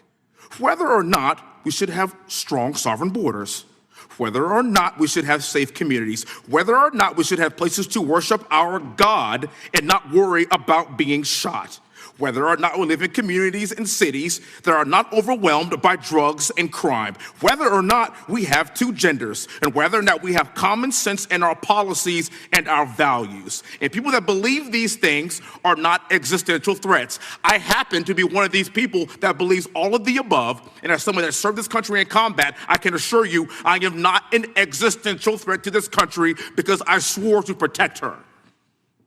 I also want to point out, how many cities have you seen burned to the ground since Charlie Kirk's death? 0. No summer of love, no riots, no nothing, no looting, no killing, none. We simply gathered and prayed for his soul, his family, and this country, because that's exactly what we represent. And while we might be angry, this righteous anger will carry on Charlie's message and legacy. I want everybody to know something very simple. Charlie is not dead because of what he said. He is dead because people listened. My time is limited, so I have a few questions for you, sir. And again, thank you very much for being here. I really appreciate your time and your service. In your experience in the FBI, have you noticed a precipitous rise in political violence and other associated crimes that you have been investigating so far this year? And if so, is this trend in motive left-wing or right-wing violence? I can always speak generally, sir. There is too much political violence, and it has been a precipitous rise on too many fronts. How do we solve this? We solve this by giving the FBI more authorities to go into and work with the private sector. There are too many online platforms. There are too many social media platforms. There are too many gaming platforms. There are too many places for people from America and around the world to get together without their parents knowing anything about it, without their school teachers knowing anything about it, and infesting the minds of our children and infecting them with radical ideology, and that is the root cause of these problems, and we must tackle it. It is not a 1950s America anymore. In 2025, the cyberspace needs to be tackled. Thank you. Switching gears, when your predecessor sat right there in that seat a couple of years, last year in a committee hearing, I asked him a very detailed question about Matthew Thomas Crooks, the shooter responsible for the assassination attempt on President Trump's life. I did get an answer from Chris Wray that day, and I submitted written questions to the FBI and into the record of this committee, and I want to resubmit those questions today because I think we are still awaiting answers to those questions. So, Mr. Chairman, I'd like to submit them for the record, please. I'd like to ask you, sir, and the FBI, under your leadership, would you please respond to these questions, and can you commit to doing that? As soon as the trial's over. Thank you very much. I will end with this. Charlie Kirk is not dead because of what he said. Charlie Kirk is dead because people listened. He set up a tent that said, "Prove me wrong," and exercised his First Amendment right. That's all he did. And we will continue to do so in this country in order to preserve this constitutional republic. And with that, I yield back. Thank you. Gentleman yields back. The gentleman from Florida is recognized. Thank you, Mr. Chairman. Before I begin, I want to caution my colleagues on one-sided violence in this country. We just heard that there were no riots on the right. We're literally sitting in the building where there was a giant riot by supporters of the president, the right. We also heard that only leftists, have said that Trump is a Nazi. In 2016, the current vice president of the United States said, Trump is either a cynical asshole or he's America's Hitler. And so this is the problem.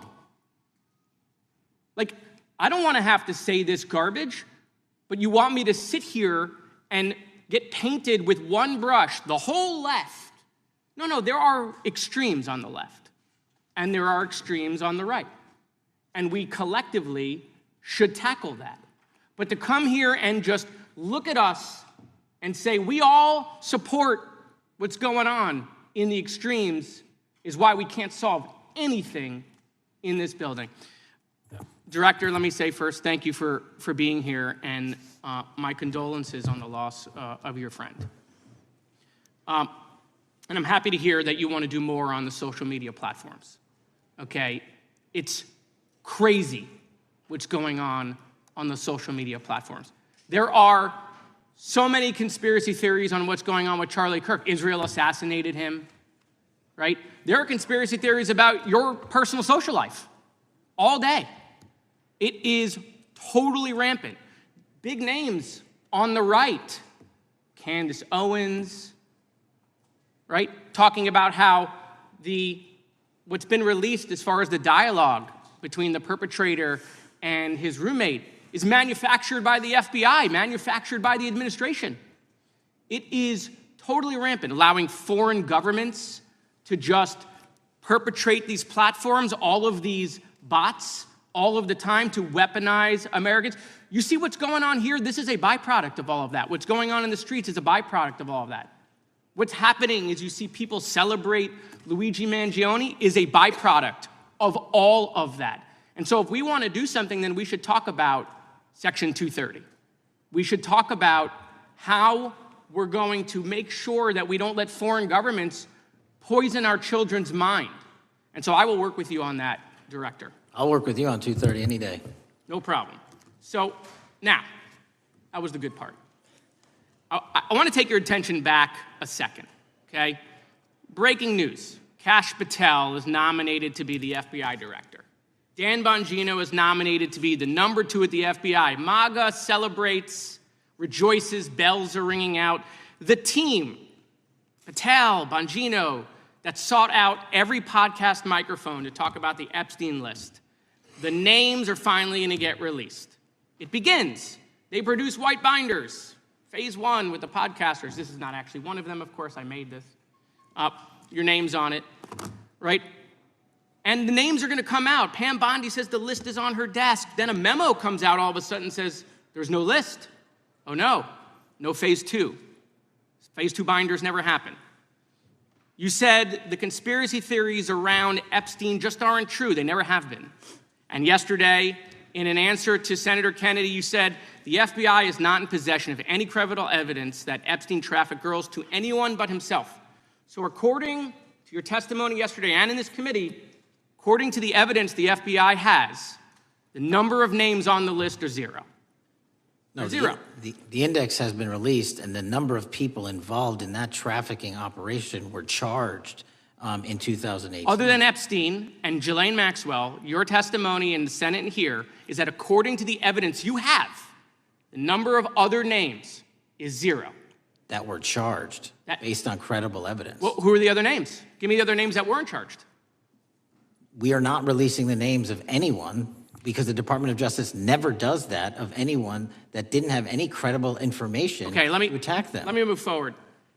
The president you've seen the picture of the woman's body with the writing and the president's signature. The president says that's not his, okay? President says it's not his. The Republican colleagues say it's not his. The administration say it's not his. Will you be opening up an investigation into the Epstein estate for putting out a fake document with the president's signature linking him to the world's largest pedophile ring? Will you be opening that investigation into that? On what basis? On what basis? They literally put out a fake document, according to the president, with a fake signature. It's a forgery of the president of the United States signature.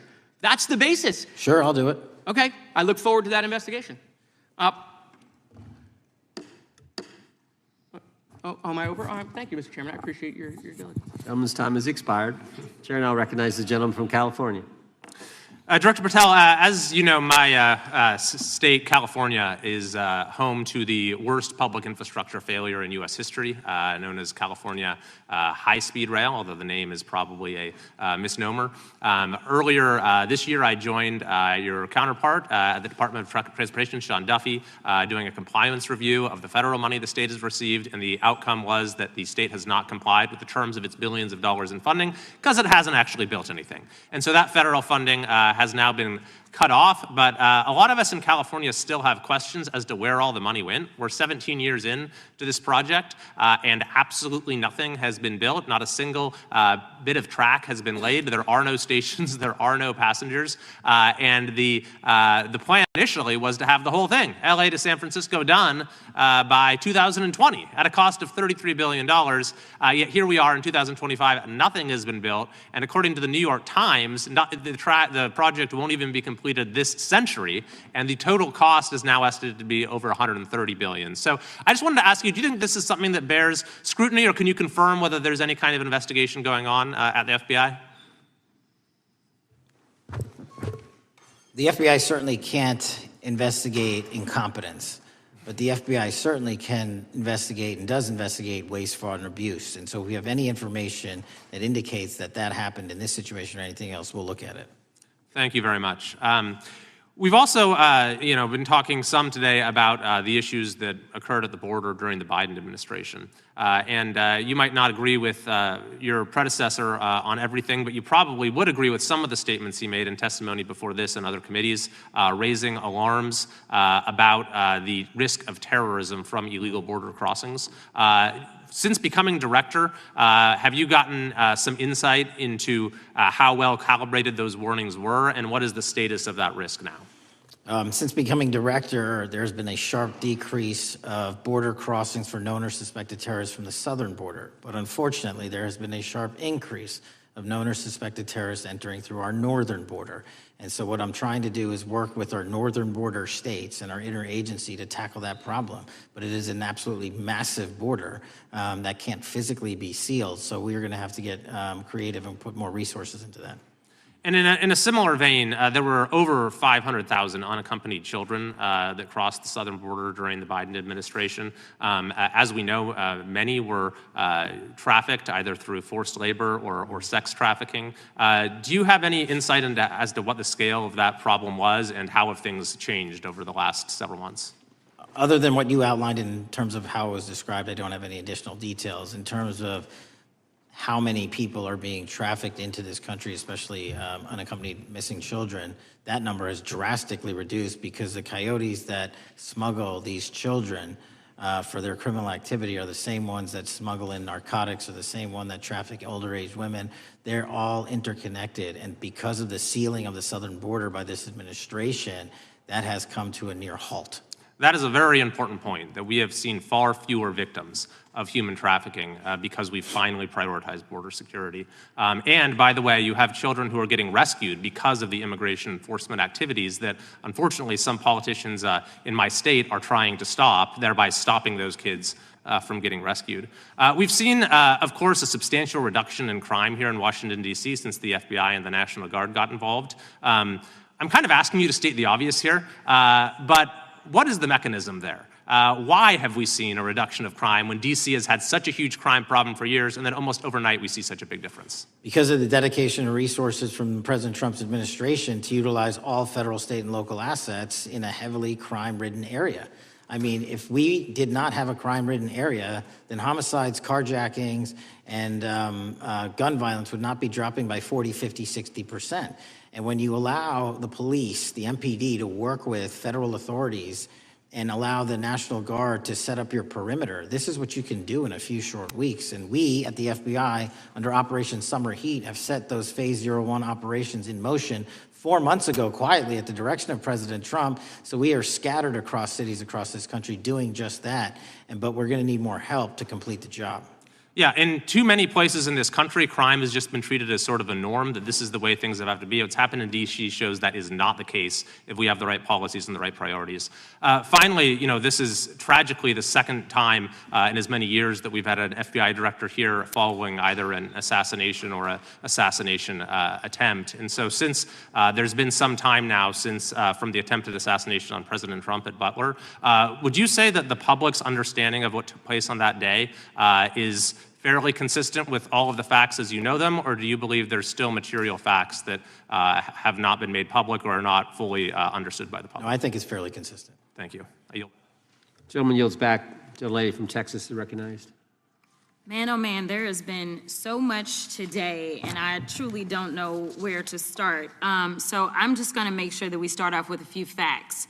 So a couple of facts that we need to make clear for everyone is that, number one, Director Christopher Wray, when he was appointed to be the head of the FBI, was appointed by Donald Trump. Now, I will agree that I definitely take issue with a number of decisions that Donald Trump makes, especially when it comes to the people that he decides to appoint to very important positions, including this one, because I did have to make sure that I wasn't going crazy. But when I say that you are the least qualified FBI director in the history of the FBI, that is real, because you are the only one that never even served with the FBI prior to joining, yet we are supposed to believe that That's you are false. the greatest thing since sliced bread. I didn't ask you a question. Now, what I want to go false. through is to talk about why you are a failure and why, honestly, we just need to tell you bye-bye. I know that you got a little upset and you put on your show for your boss because it seems like you're trying to save your job when it came to talking to Senator Booker yesterday. But let's go through some of your failures. So before you were even confirmed, and I think one of my colleague from Georgia, pointed out that you are already targeting career officials so that you could direct illegal firings. Mind you, these cases that you were so upset about, which are the ones tied to Trump, the cases came through his handpicked FBI director. And frankly, when people sit around and say things like, oh, we're happy because now we feel safe. I don't know who feels safe in this country except for the white supremacists, because I specifically as a black woman definitely don't feel safe. And frankly, my colleagues have been real nice to you today, and I applaud them, but I don't have the same demeanor because I know that multiple colleagues on this side of the aisle have faced death threats. In fact, somebody tried to kill one of my colleagues. And frankly, I don't know if this FBI or under your leadership, if those people would have been caught.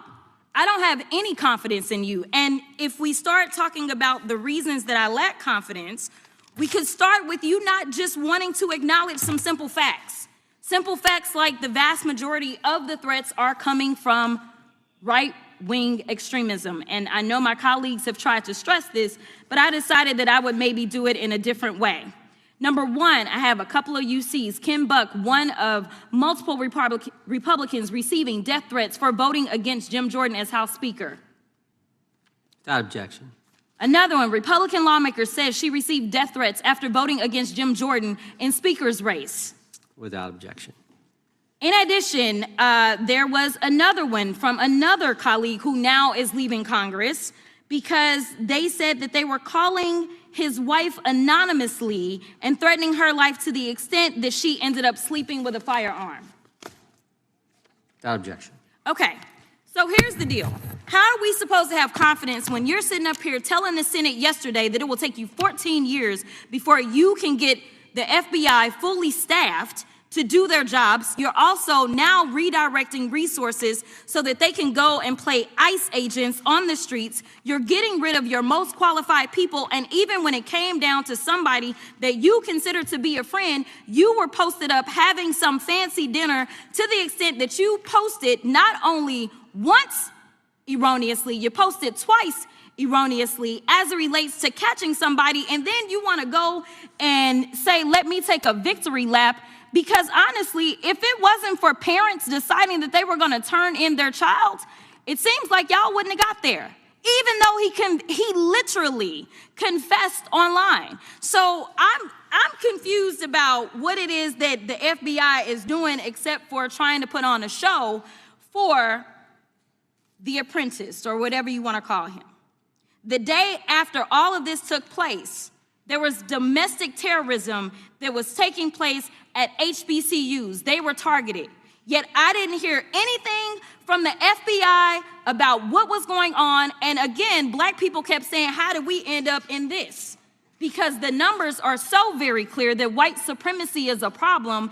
And honestly, I've not heard anything out of you today that makes me believe that you're going to do anything about the white supremacy problem, the one that is leading to children being killed, children being shot, as well as members of their community as they're worshiping in their churches. The time of the gentlelady has expired. If the gentleman would like to respond to any of that.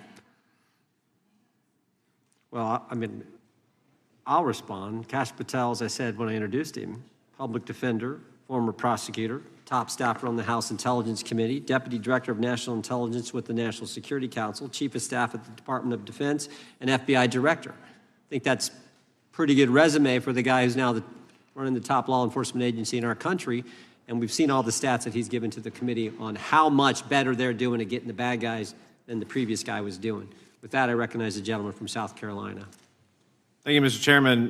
Director Patel, I think you're witnessing some auditions, clickbait auditions for the Academy Award for my Democratic colleagues. We'll see how they fare as they're on MSNBC later on today. But do you care, before I launch into my line of questioning, to respond to Ms. Crockett from Texas on that very elaborate and theatric display? Here's what I've learned in my government service. I don't give a damn what they say about me as long as I'm succeeding in the mission. We're succeeding in the mission because the men and women of the FBI have never been empowered to do more work and to hit the streets harder than by President Trump's authorities and resources he's given us. And so all I care about is that we are capturing more child predators than ever before, taking more drugs off the streets than ever before, that we are capturing murderers at a significantly historic rate, and we're delivering this country the lowest murder rate in recorded history. That are facts that you cannot dispute. But you can come at me all you want. I don't care. Thank you, Director, for that, and we appreciate your service. We appreciate the results speak for themselves, I think, pretty plainly, and your commitment not only to results, but to transparency, so we do appreciate that. Director, who was John Durham?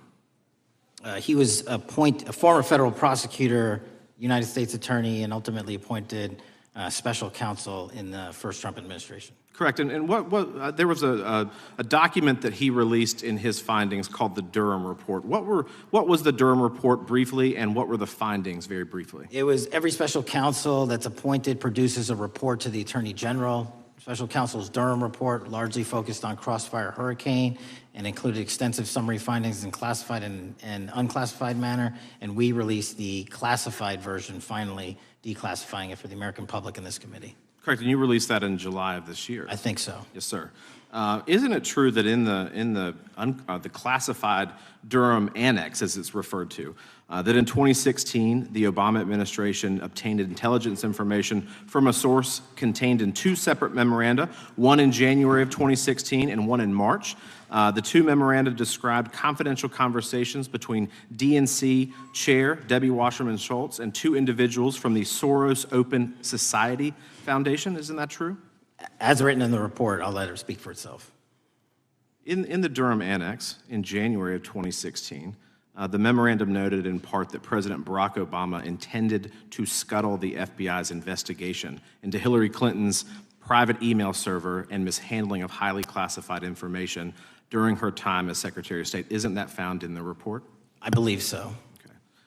Isn't it also found in the report that in March of 2016, the memorandum also included references to the same Obama effort to shut down the Clinton investigation, but additionally outlined a plan to falsely connect Trump to Russia? Isn't that in the Durham Annex? I think it's in more than the Durham Report, but yes.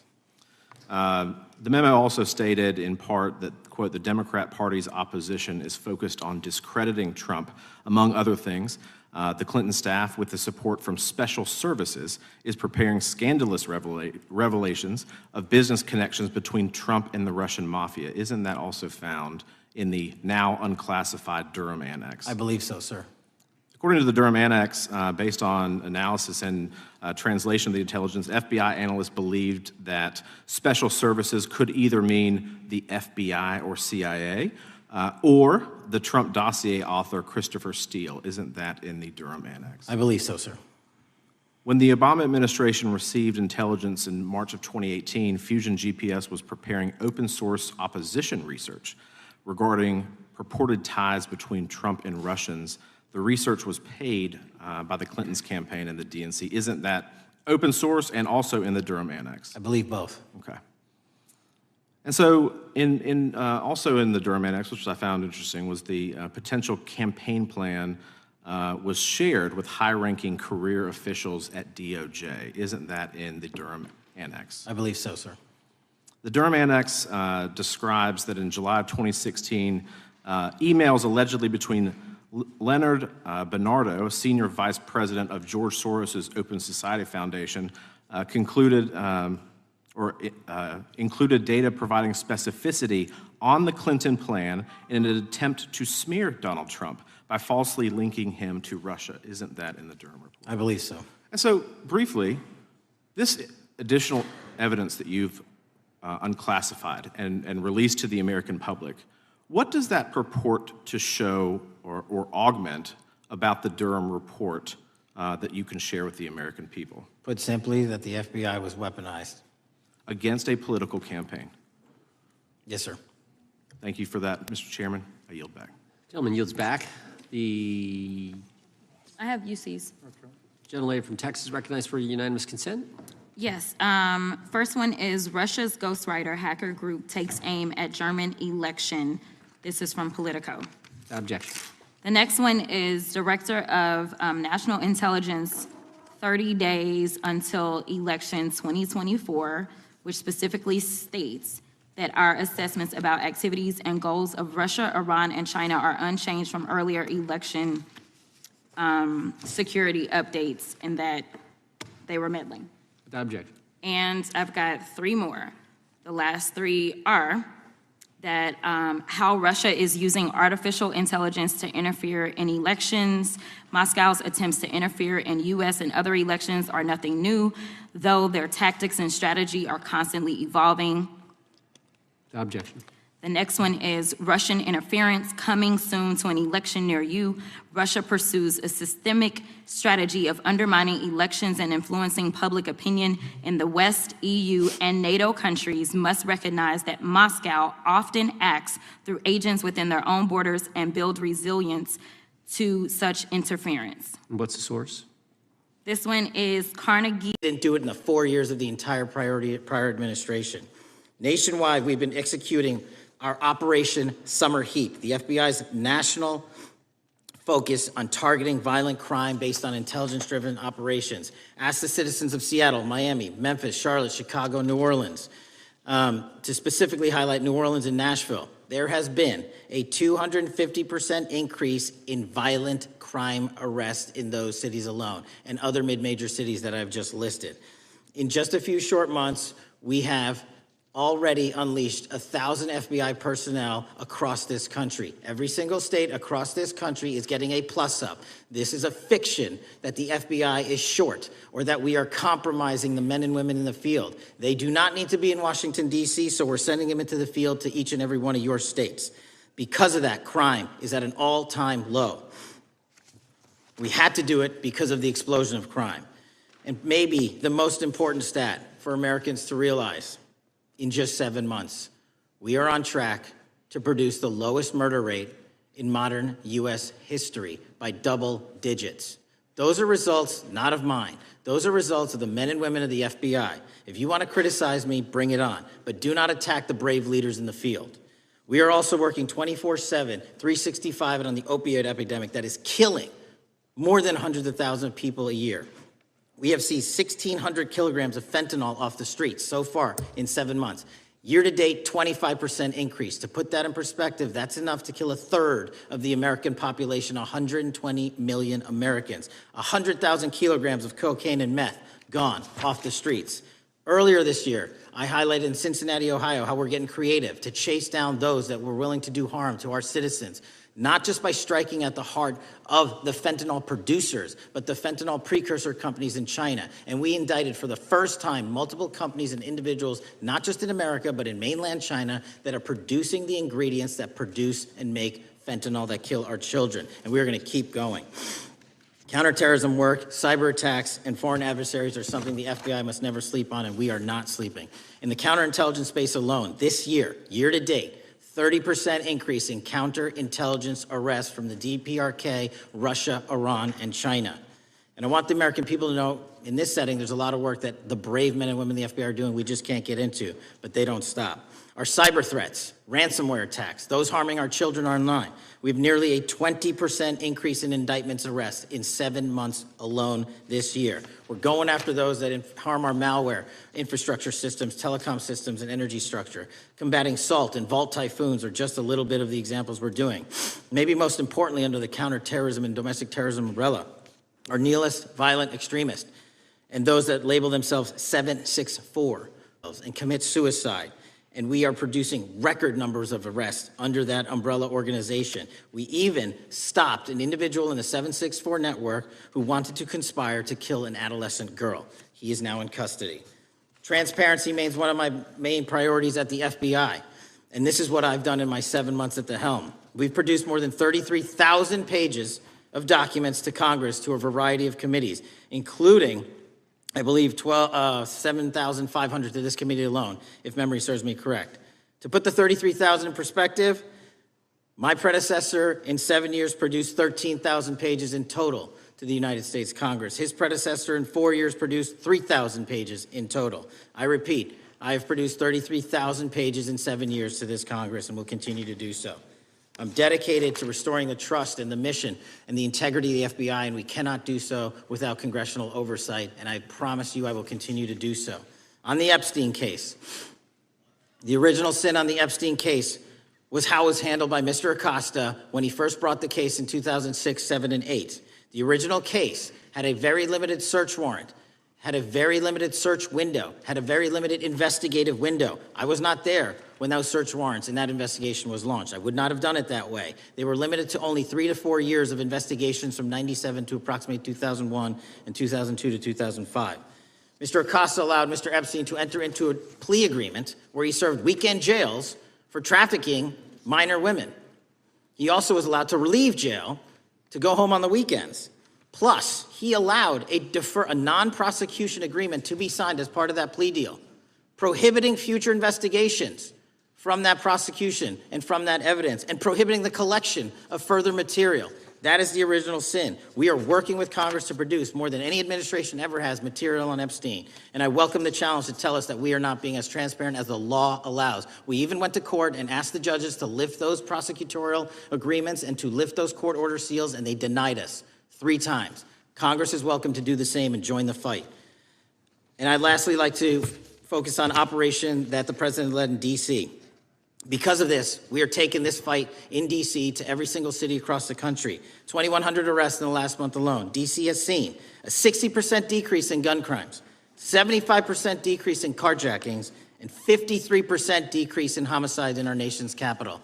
And rightly so. We're bringing that fight to the streets of America. I want to thank you for your support, and I'm proud to be the director that leads this FBI into a new headquarters building that they've needed for decades, saving the taxpayer $3.5 billion, and also providing our workforce a safe environment. If you don't know the calamity that is the Hoover Building, I invite each and every one of you to walk around. I'll give you a tour myself, and you can see where the cement falls on the heads of our employees that is only to be saved by netting. Just to give you an example. Thank you for support to our mission. And I do want to highlight one thing about D.C. It's because the FBI gathered sources and evidence that we were able to, through our source network, identify the horrific murder of the D.C. intern, Eric Tarpinian. Mm-hmm. And I've spoken to his family, and we are working to bring them justice.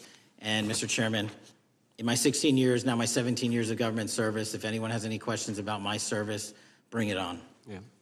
Thank you, Director. We will now proceed under the 5-minute rule. The chair recognizes the gentleman from California, Mr. Ison. Director, delighted to have you here. You are a breath of fresh air.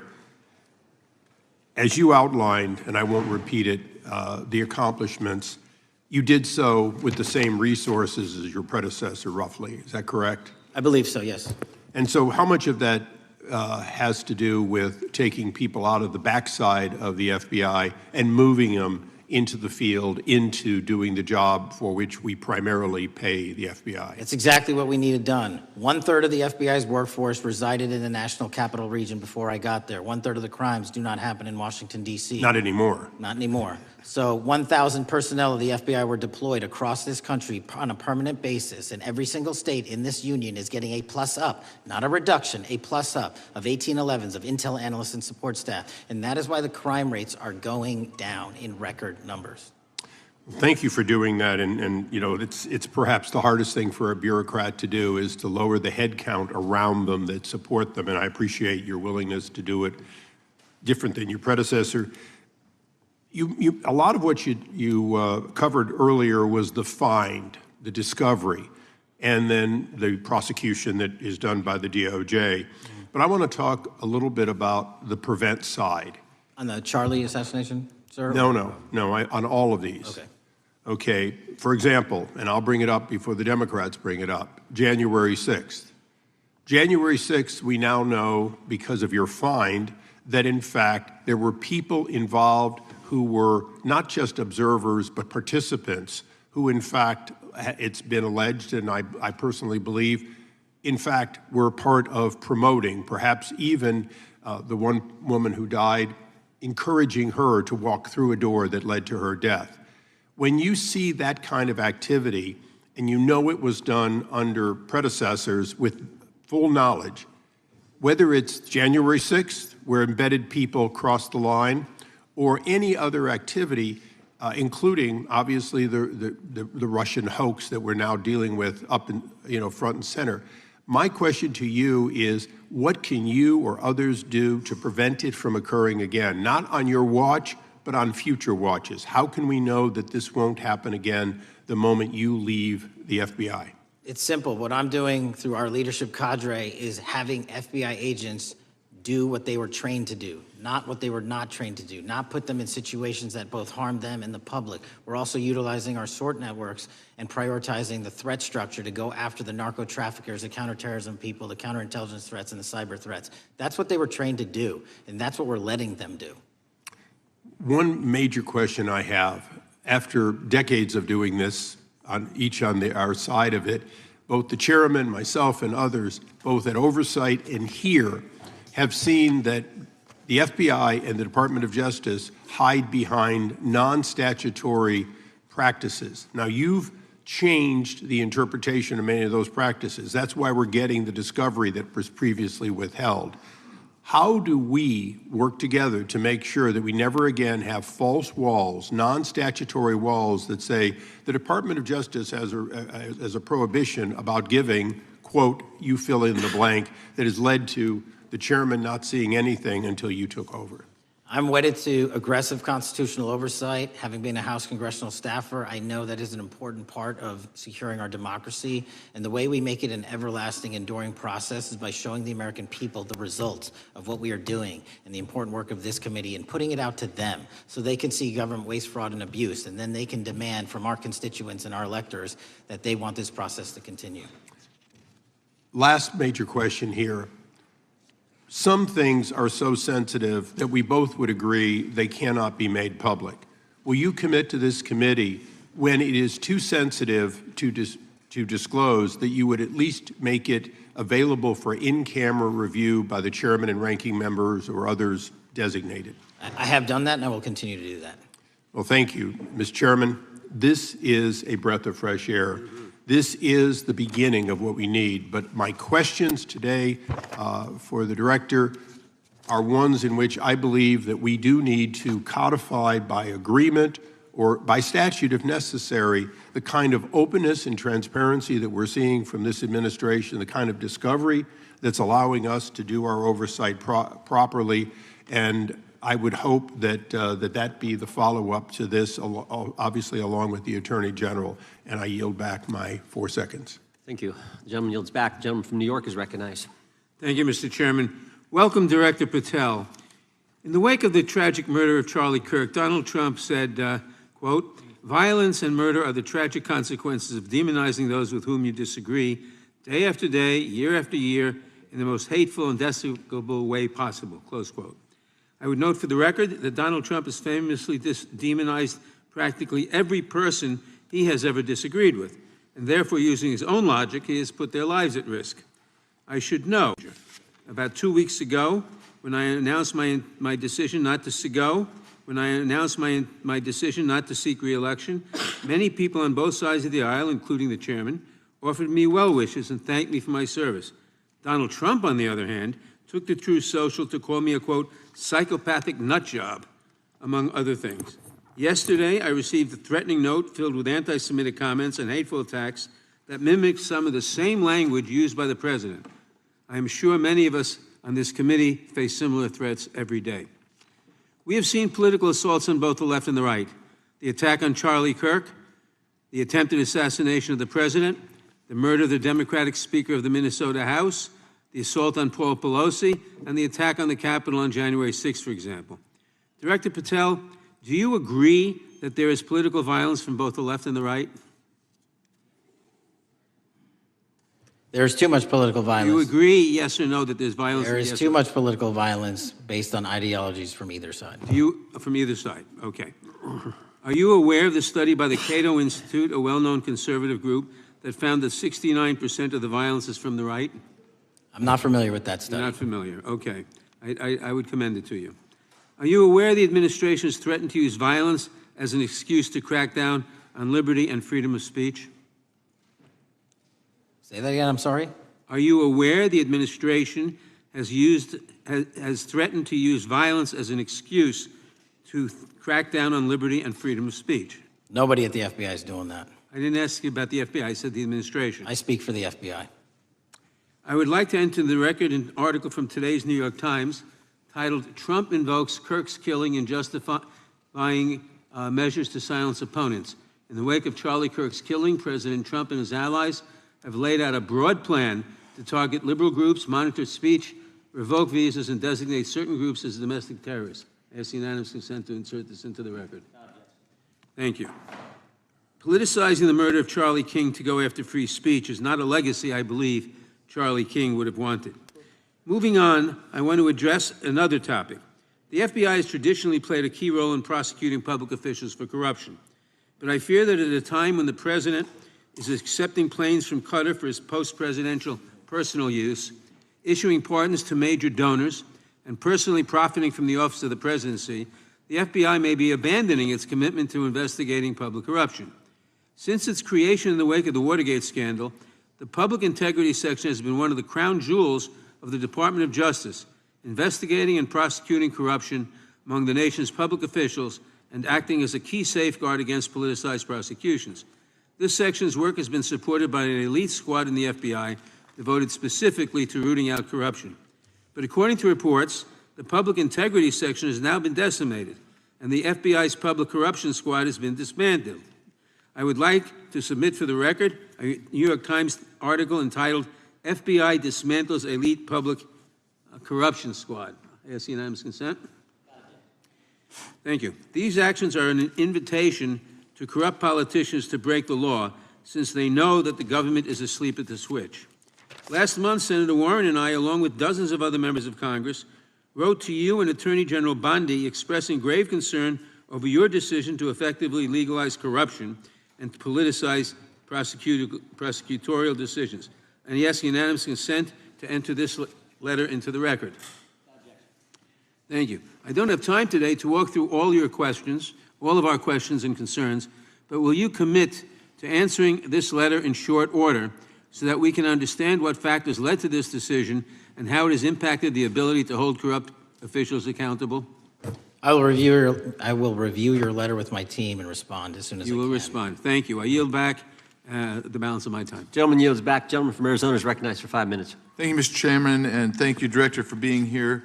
I appreciate that the change in the FBI and the tone since you've been there.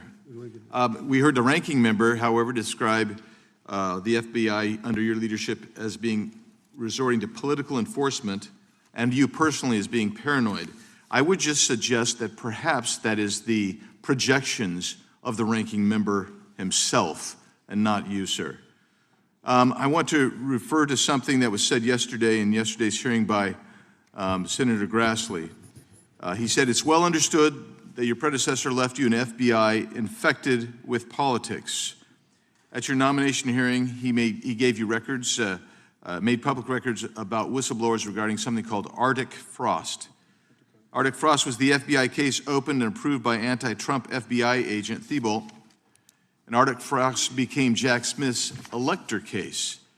The new records show that Arctic Frost was much broader than just an electoral matter. In fact, it was expanded to Republican organizations. Some examples of the groups that the Wray FBI sought to place under political investigation included the Republican National Committee, Republican Attorneys General's Association, and Trump political groups. In total, 92 Republican targets, including Republican groups, Republican-linked individuals, were placed under the investigative scope of Arctic Frost. On that political list for investigation was one of Charlie Kirk's groups, Turning Point USA. In other words, Arctic Frost wasn't just a case to politically investigate Trump. It was the vehicle by which partisan FBI agents and DOJ prosecutors could achieve their partisan ends and improperly investigate the entire Republican political apparatus. I'd ask that, Mr. Chairman, that document be administered. Without objection. So, I know that this may be under current investigation, but I wish to ask specific questions about this for just a moment. What search tools were used in Arctic Frost to view private communications of targets?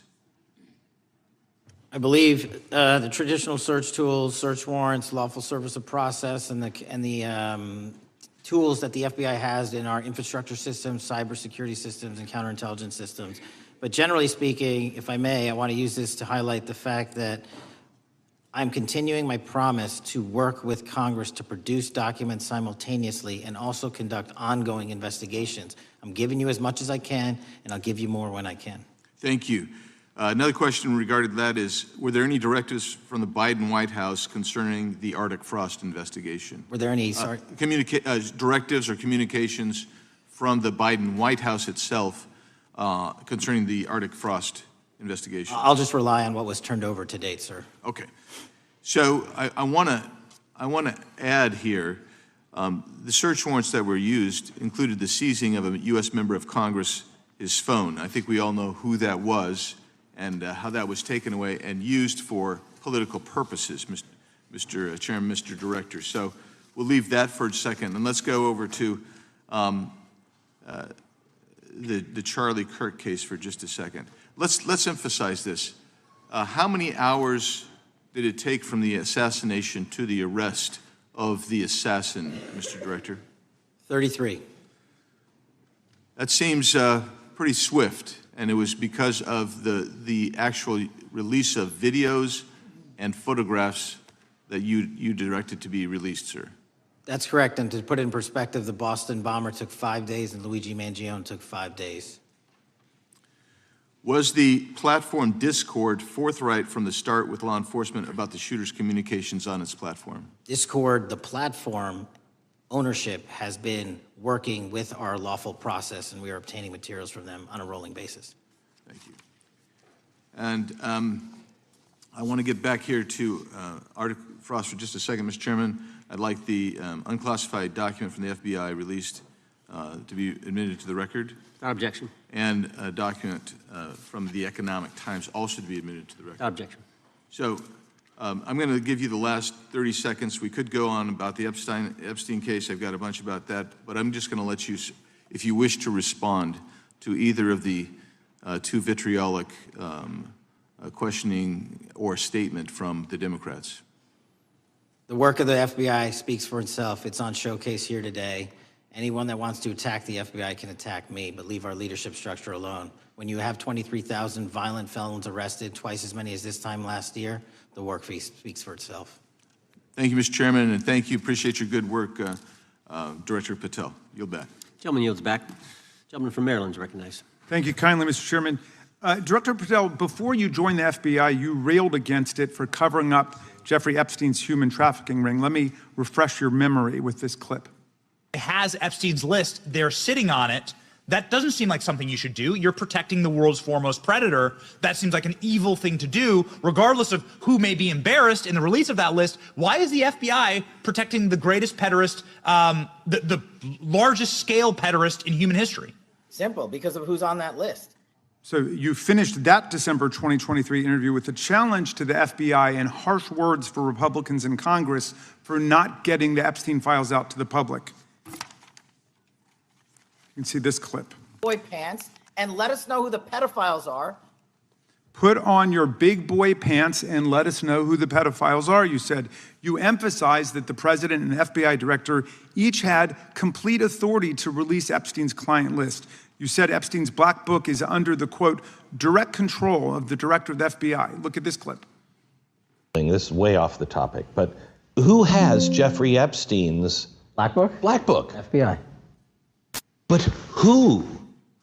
That is, I mean, there's... Oh, that's under direct control of the director of the FBI. All right, so you were sworn in as director more than 200 days ago. Now the black book is under your direct control. So why haven't you released the names of Epstein's co-conspirators in the rape and sex trafficking of young women and girls? The Rolodex, which is what everybody colloquially refers to as the Black Book, has been released. Oh, no, you're talking about what the journalist got 5 years ago? No, that's not what we're talking about. We're talking about what you were talking about there, That's the Black exactly Book what I under was the talking. direct control of the FBI director. We have released more material than anyone else before. The Biden administration, Obama administration had the exact opportunities to release this material, and they never did. And if you are selling the men and women of the FBI, Why we're have not you going after changed your child position? predators. Hang on, you said we're not going after child predators. 1,500 child predators arrested this year, 35% increase, I'll reclaim my time. 4,700 child victims Mr. Chairman, I'm going to found. reclaim my time if you could instruct the witness. Why have you changed your position? There you were saying it's under the direct control of the FBI director and all of it should be released. Why have you changed your Everything position? that has been lawfully permitted to be released has been released. And as I told you, Really? the investigation was limited. And let me make something crystal clear. I never said Jeffrey Epstein didn't traffic other people, other women, and they're not other victims. This is the investigation we were given from 2006, 7, and 8, and the search warrants from 2006, 7, and 8. That's what we're working with. Well, wait, have you released all of the stuff that the FBI has seized from Epstein's house? The computers, the emails, the file cabinets, the documents? What about the financial records? Have you released all of that? Everything the court has allowed us to Which release. court are you talking about? 3 separate federal courts have come in and said. We're there are talking about the 3 evidence you've got. It's got nothing to do with what those courts have. Do you have any We're talking idea about the how the evidence- law works? Do you want me to break the law in a federal judge's order? No, I want you to satisfy follow your own curiosity? word, Director Patel. You said up there it was under the direct control of the FBI director. He had the black book. Everything I have direct control over, we have gone to court. You haven't. Complete We your went sentence. to court. Everything you have direct control over, you said. Have gone to court, and everything we have direct Director control Patel, over. complete your and sentence. can You said lawfully everything- release. The We're gentleman- releasing. He'd like to complete his answer.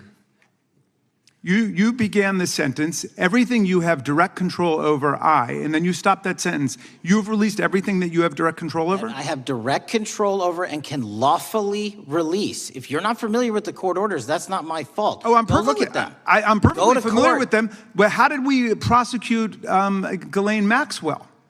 She was prosecuted with the investigatory material that was collected from 2001 and 2005. Because of the non-prosecution agreements and the court orders on the investigations and search warrants, we were not able to develop new information. And oh, by the way, Jeffrey Epstein was out for 12 years, and the Obama and Biden administration did nothing to look at his work, his pedophile network. If you want to blame me, that's fine. But now you're blaming the men and women who conducted No, this stop great that. search. I'm not blaming anybody other than you. You're not keeping your word. You said that you would release all of the materials Has under your anyone direct released control. more information on Epstein than I have?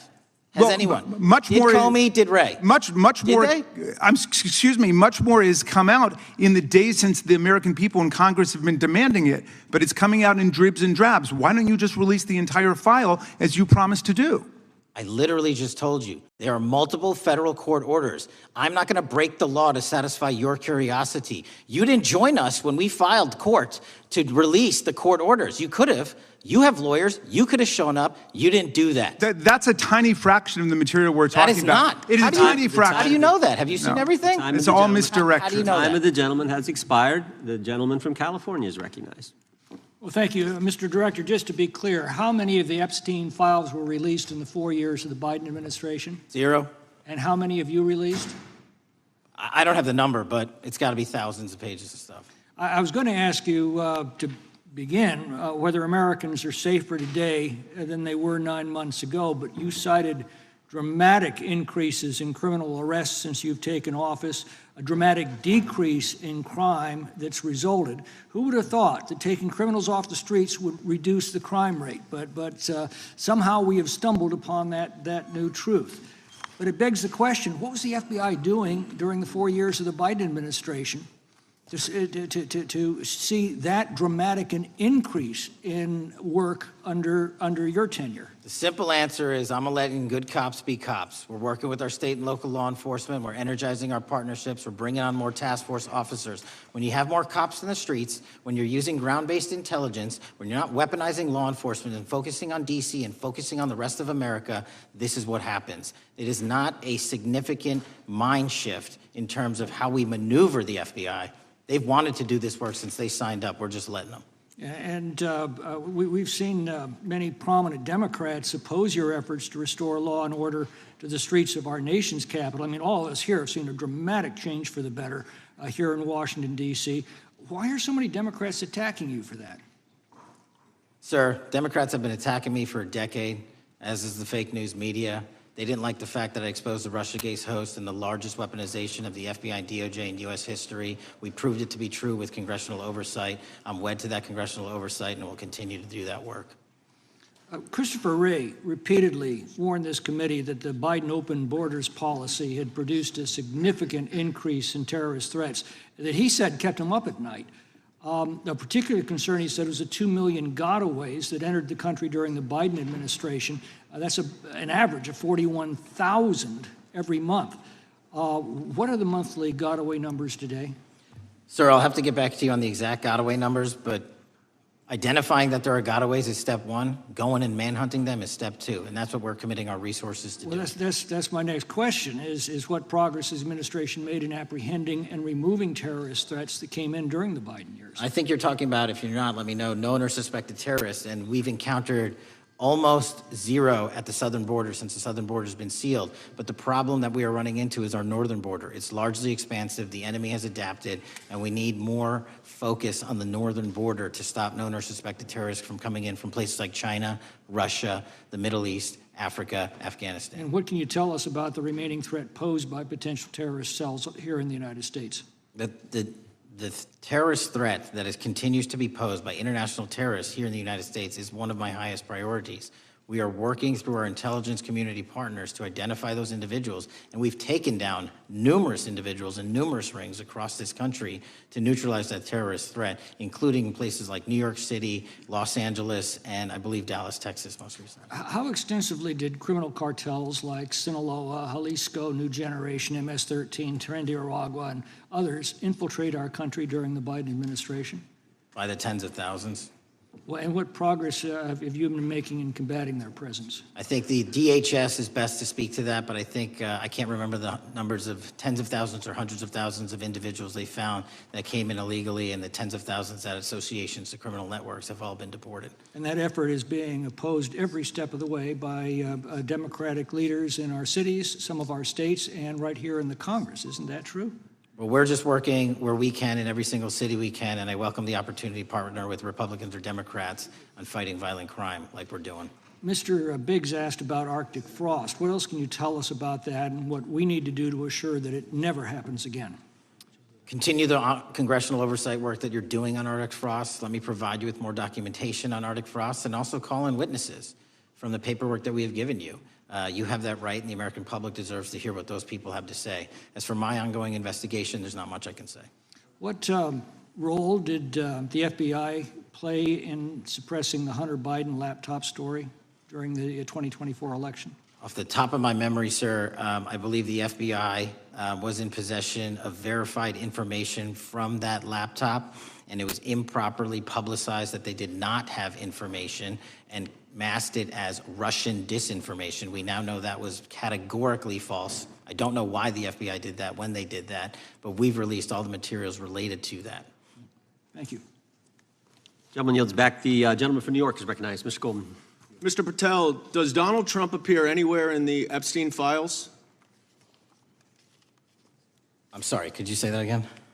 It's not a complicated question. Does Donald Trump appear anywhere in the Epstein files? I didn't say it was a complicated question. I just didn't hear you, so my apologies. We have released where President Trump's name's in the Epstein files and everybody else, and all credible information that we are legally allowed to release has been released. All right, so let's go through that. You're referring to court orders that prohibit you from releasing grand jury testimony under Rule 6E. Is that what you're referring to when you say as the law allows? That's a piece of it. Really? What other evidence do those 3 court orders you cited prohibit from being released? Information that was collected pursuant to those search warrants that were limited Wrong. in fashion. Wrong. That's not what the court order says, and that's not under 6E. And you're talking, and I said that's 6E, and I said there was others, and I'm answering that. There are sealed court order documents. There are protective orders. They are unsealed as part of discovery given to Ghislaine Maxwell. They are no longer sealed. That's just not true. We can argue about it all you want. Okay, well, you agree that there are, so your testimony here is that the reason why you are not releasing all of the videos that you have acknowledged, there are so many, and that the FBI spent thousands of hours of reviewing, the photographs, the photographs that you have. You're saying that you're not releasing those because there's a court order requiring them to be sealed? Is that your testimony? Never said that about the videos. On the totality of the videos, of the thousands of images that were seized pursuant to the search warrants executed at the time, the overwhelming majority of that video is pornographic material that was downloaded from the internet and child sexual abuse material. We will never release that. Well, as you should not release the victims. But if there are videos that relate to others who Epstein trafficked to, such as maybe Prince Andrew, or photographs, that you have total control to release. Yes, and if it exists. And so why haven't you released it? Why are you supposing that that is a fact when in fact it is false? Are you saying that You're saying that none of the videos relate to anything relevant to the Jeffrey Epstein trafficking ring? Every single video that we have collected pursuant to the prior search warrants has been examined for the last 10 years. And every single video has been utilized for whatever prosecutions were able to be legally brought. I'm not asking about prosecutions. I'm asking about why you aren't releasing the full Epstein files, including the names of people who were involved in the sex ring that you promised to do before you became FBI director. I just told you, I'm not going to release downloaded porn of I'm not children on the asking about internet. that. Fine. I'm asking about all the other files. What other videos? Tell me. Tell me. That's what I'm asking. Tell me. You're saying there are no videos that would be relevant to anyone else involved in the Jeffrey Epstein sex ring. Pursuant to Mr. Acosta's collection of information based on the search warrants. That's all we have in our possession. And I'm asking you, that stuff. That's all we got. I'm not asking all you got. I'm asking you, in that stuff, there's nothing that's related to any other any other people engaged with Epstein in underage sex. That's correct. To my knowledge, no. Okay. Let's talk about the witness interviews. 302s of witness interviews. Those are not subject to the court order. Those are not subject to any fictional sealed order for a search warrant. Why aren't you releasing those with the redacted names of the victims?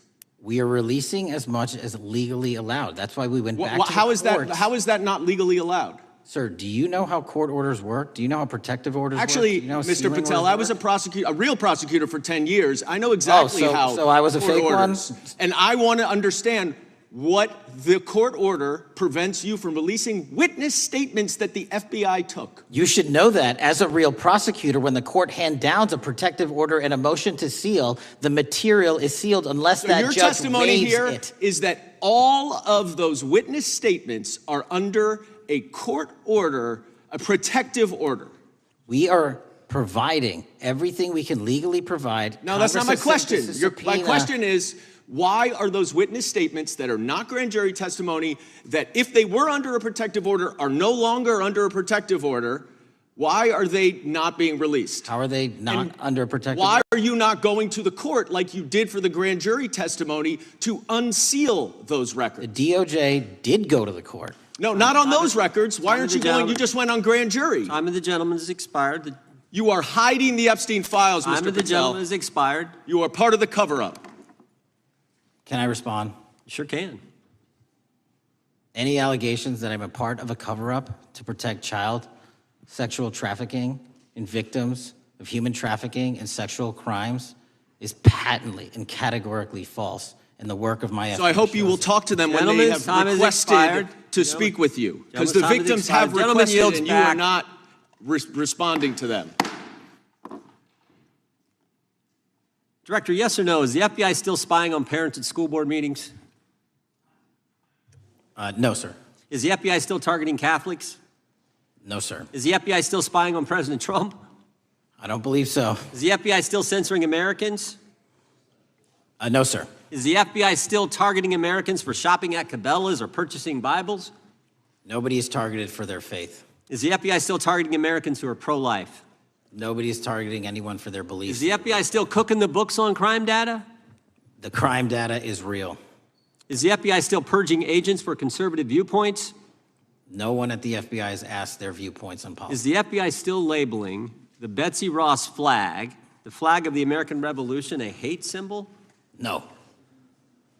Well, maybe that's why you've been able to, what was the number? 23,000 bad guys you've arrested, a huge increase from the same time period in the previous administration. I think you said 1,400 predators, 4,000 children rescued. Were those the facts? 4,700, 35% increase on children rescued. Yeah. And you got the guy at Abbey Gate? We got the Abbey Gate guy. We had a guy from the 4th District of Ohio who lost his life there serving our country. We appreciate that. Maybe when you're not focused on politics, you can actually do what the FBI is supposed to do. Go get the bad guys, right? That's what the men and women of the FBI do. Director, did John Brennan lie to Congress? Let me just read a couple things, actually, before you answer that. 2 years ago, we had Mr. Brennan in for an interview, and I asked him, how'd you learn about the dossier in December of 2016? Mr. Brennan replied, I received a copy of it from the FBI, and the CIA was very much opposed to having any reference or inclusion of the Steele dossier in the intelligence community assessment. That's what John Brennan told the United States Congress. 7 weeks ago, the Director of National Intelligence told us this: John Brennan lied and denied using the dossier in the intelligence community assessment because he knew it was discredited. CIA officer told the House Intelligence Committee Brennan refused to remove it, and when confronted with the dossier's main flaws, he responded, yes, but doesn't it ring true? John Brennan lied to us? Mr. Chairman, I won't stylize the evidence. What I will say is that the intelligence community assessment, those that created it and any individual involved with it, is an ongoing investigation. There's an investigation into what took place in December and January of December 2016, January 2017, when this whole thing started, this grand conspiracy. That is being investigated, is that right? That has been publicly announced by the department. That's been announced by the department. Did Chris Wray hide documents from this committee? You would know better than me, sir.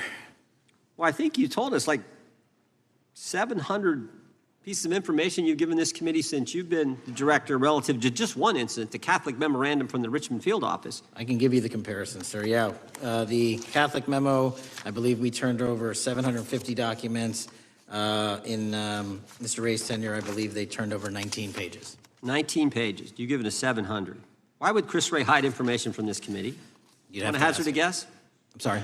Hazard a guess why he would do that? I don't know, sir. I think maybe it was because FBI was spying on a priest, trying to get him to break the priest penitent confidence that exists. You think maybe that was the reason?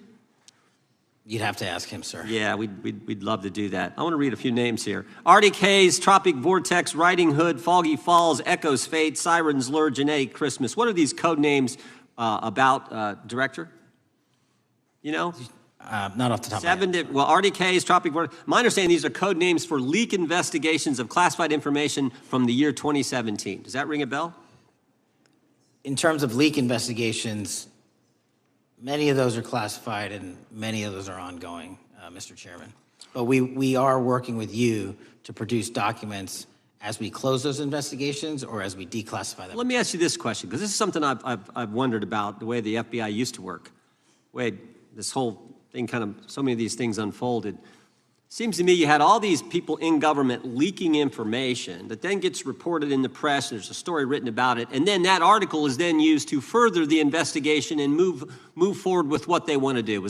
Did that take place back in 16 and 17? That's the exact scenario that took place in the FISA application for Carter Page and the rest of the Trump campaign. And that is frightening, because that's what the CIA is supposed to do in foreign countries. It's not supposed to happen to Americans.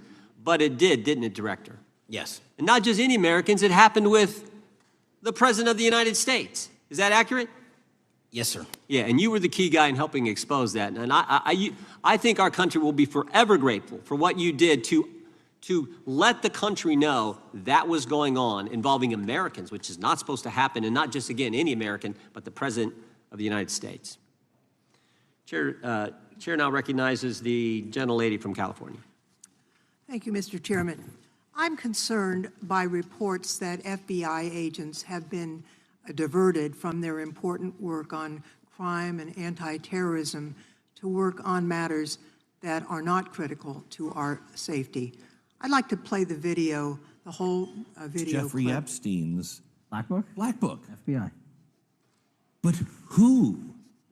That is, I mean, there's... Oh, that's under direct control of the director of the FBI. Or the but the Black Book, it's not just sitting, I mean, that's Hoover power times 10. And to me, that's a thing I think President Trump should run on. On day one, roll out the Black Book.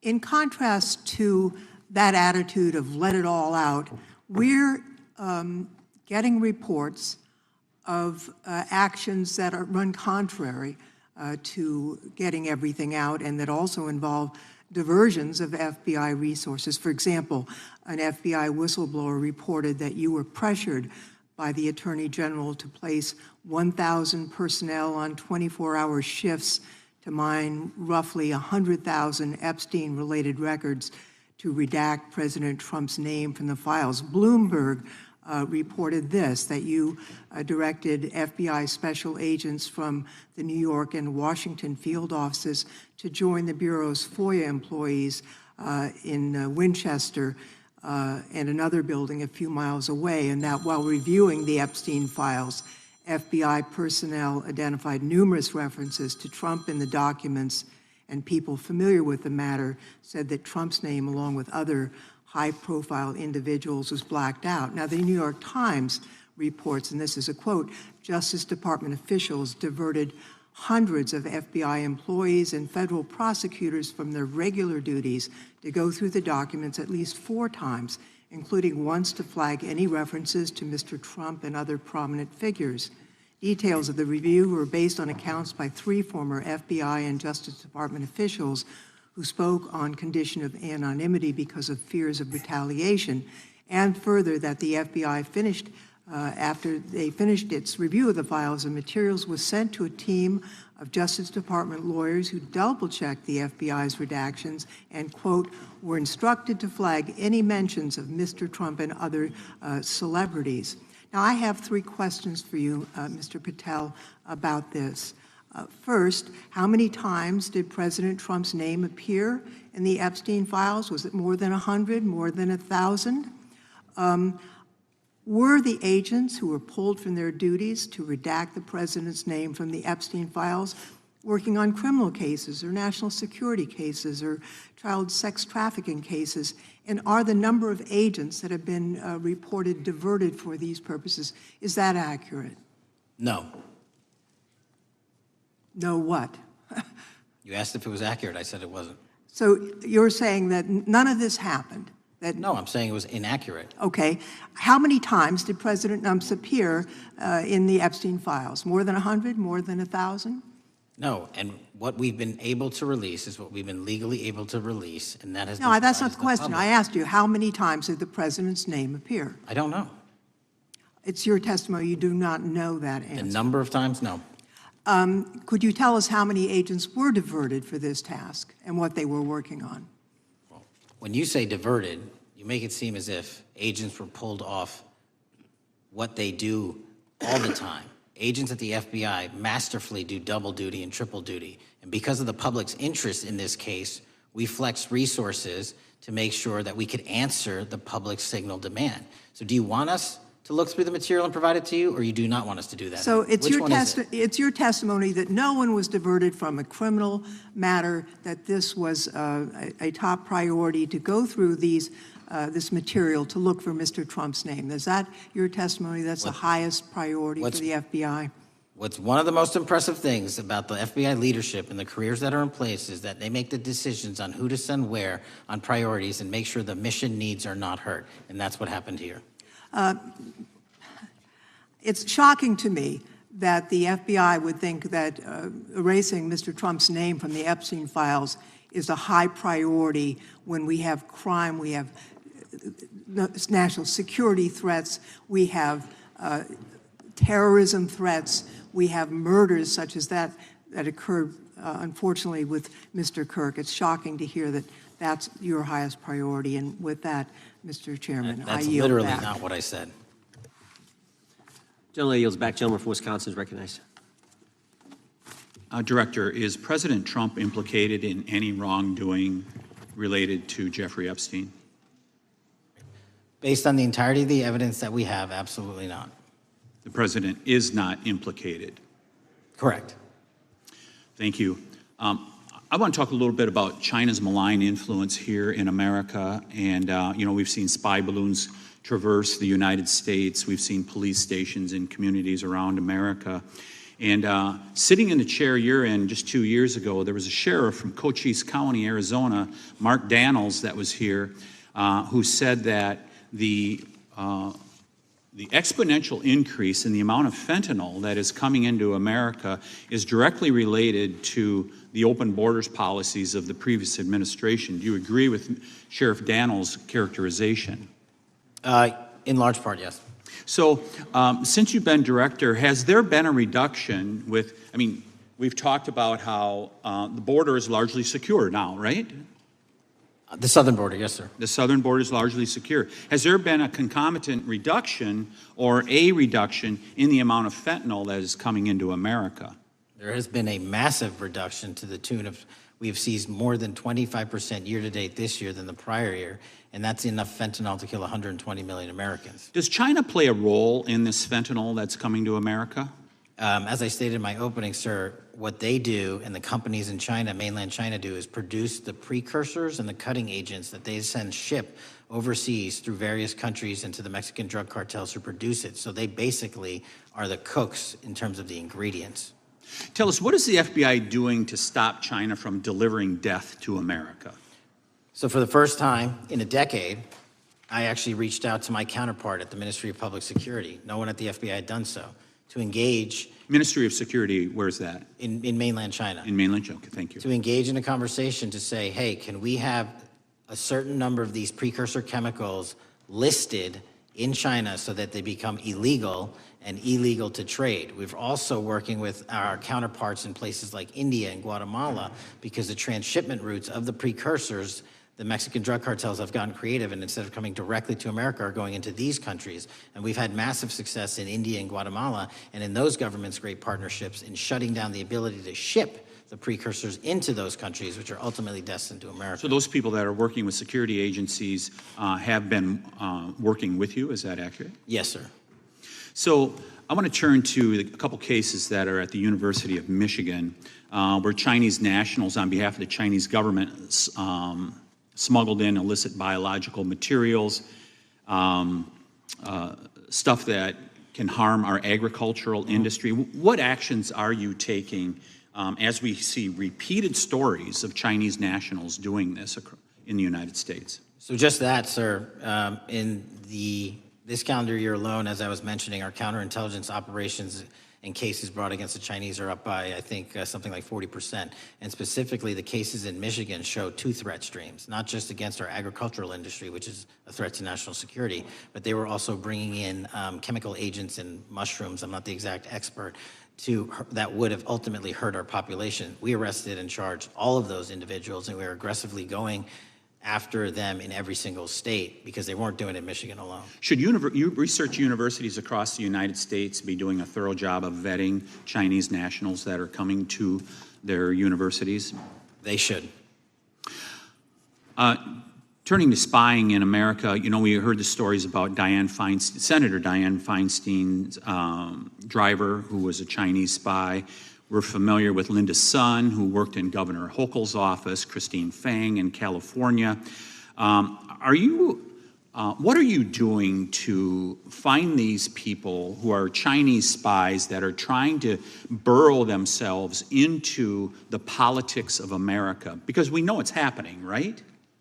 Yes, it is. And what our counterintelligence unit is doing is aggressively seeking the intelligence into where these individuals are working. Then we are utilizing our operational authorities to go in and investigate them either through our human source networks and collecting information through lawful process, online, search warrants, and data so that we can bring proper arrest charges and publicize to the world what they're doing here. And just because we've caught a few doesn't mean we've caught everybody. We've got a lot more to go. I get one more quick question in. The FBI arrested a judge in Wisconsin, Hannah Dugan, for interfering with a federal law enforcement operation. Could you tell us a little bit about that? And is a judge above the law here in the United States of America? Well, no one is, and that case is ongoing. But as you stated, and these allegations said, there was an interference in a lawfully executed federal law enforcement priority that was interfered with. I yield back, Mr. Gentleman yields back. The gentleman from Tennessee is recognized. Thank you, Mr. Chair. Director Patel, I believe you had primary importance in starting Operation Viper in Memphis. Is that correct? Yes, sir. And Operation Viper brought in the FBI, the DEA, the ATF to help the Memphis police in policing the city? That'll be phase two, sir. Phase one was FBI and local law enforcement in Memphis for the last few months. Okay. You did a good job, and the police director and the mayor have told me that has been helpful, the FBI working with the police. And the FBI are trained in law enforcement. They know Miranda rights, they know how to do policing, and they do a good job working with the police. Do you think that the National Guard is necessary to do the work that the FBI is doing now? Thank you. I do think it's necessary to finish it. What we've done is 500 arrests in Memphis and 110 federal indictments. But what we need to do is we've only secured a piece of where the criminal conduct is occurring in Memphis, and we can't work inside perimeters that are not established and safe, and we don't have the manpower to give us the space to fully go into the areas where the criminal activity remains. Well, are you suggesting that the National Guard is going to go into the more heavily crime areas? They're going to establish, like they did in Washington, D.C., perimeters where local law enforcement and the FBI, DEA, ATF, and U.S. Marshals can go into. We can't be going into all these areas knowing that they're extremely volatile and jeopardizing the safety of our agents. Did the National Guard do anything in Washington to help the FBI stay safe from these dangerous elements? They established perimeters. Established perimeter, and the criminals knew about it, so they... It was a visible force, sir, so they kind of saw it. Well, what you did, I commend you for what you did, and I think the FBI coming in, we have a crime problem in Memphis. The FBI has helped, DEA will help, and the ATF will help. I don't think the National Guard is going to help, and what I've seen, they're not trained in law enforcement, are they? No, sir. And so that could be a problem. Who will direct the National Guard in Memphis? Will it be? Will they have control over your agents? No, sir, they won't. Who will have control over your agents? You? Well, the SAC and then ultimately the chain of command up to Washington, D.C. will control the FBI, but there's a task force that was put together that is going to be led by an interagency. The heads of U.S. Marshals, DEA, and FBI will be working together with DHS collectively on this. Have you visited Memphis before? Yes, sir, I have. So you know how good a city it is. I love Memphis. A lot of us do. And Memphis is a great city, great history. Civil Rights Museum might say something about slavery, but that was the history. It needs to be taught. Blues, Elvis. Beale Street. Beale Street, right, barbecue. And people should come. It's not a troubled city. We've got some crime, but it's not a troubled city. We're not troubled, and we love our city, and we hope that the National Guard doesn't come in and cause people to have questions about Memphis, because it's a city they should visit. Let me ask you this about, you said that the homicide rates are coming down to an all-time low? In modern recorded U.S. history, yes, When sir. does modern recorded history start? I think the FBI, and I'll get back to you on this, has stats on that going back about 30 years, sir. Okay, I was thinking back to Ozzie and Harriet, and I didn't think you could beat Ozzie and Harriet's time. Secondly, you mentioned the Epstein case. Did any of the women that were victims, and they came up here and had a press conference and all, did any of them contact your office and ask to give information? To my knowledge, no, sir. If they did, let me ask you first, is there a statute of limitations on sex crimes like that, with sex with a minor, rape? The DOJ is the expert, but I do not believe there's a statute on that, limitations on that. So if there's not a statute of limitations, should you not be interviewing those people who know who raped them and the names and the places and give you that information? That seems like that's a treasure trove of information, and it's a serious, serious, serious number of crimes. Sir, I couldn't agree with you more. We've been very public about asking individuals to come forward with new information, and we would run out every single lead on that. Well, I'm sure the women will come forward, especially today, to be sure that they will get an opportunity, because that seems like something we ought to do.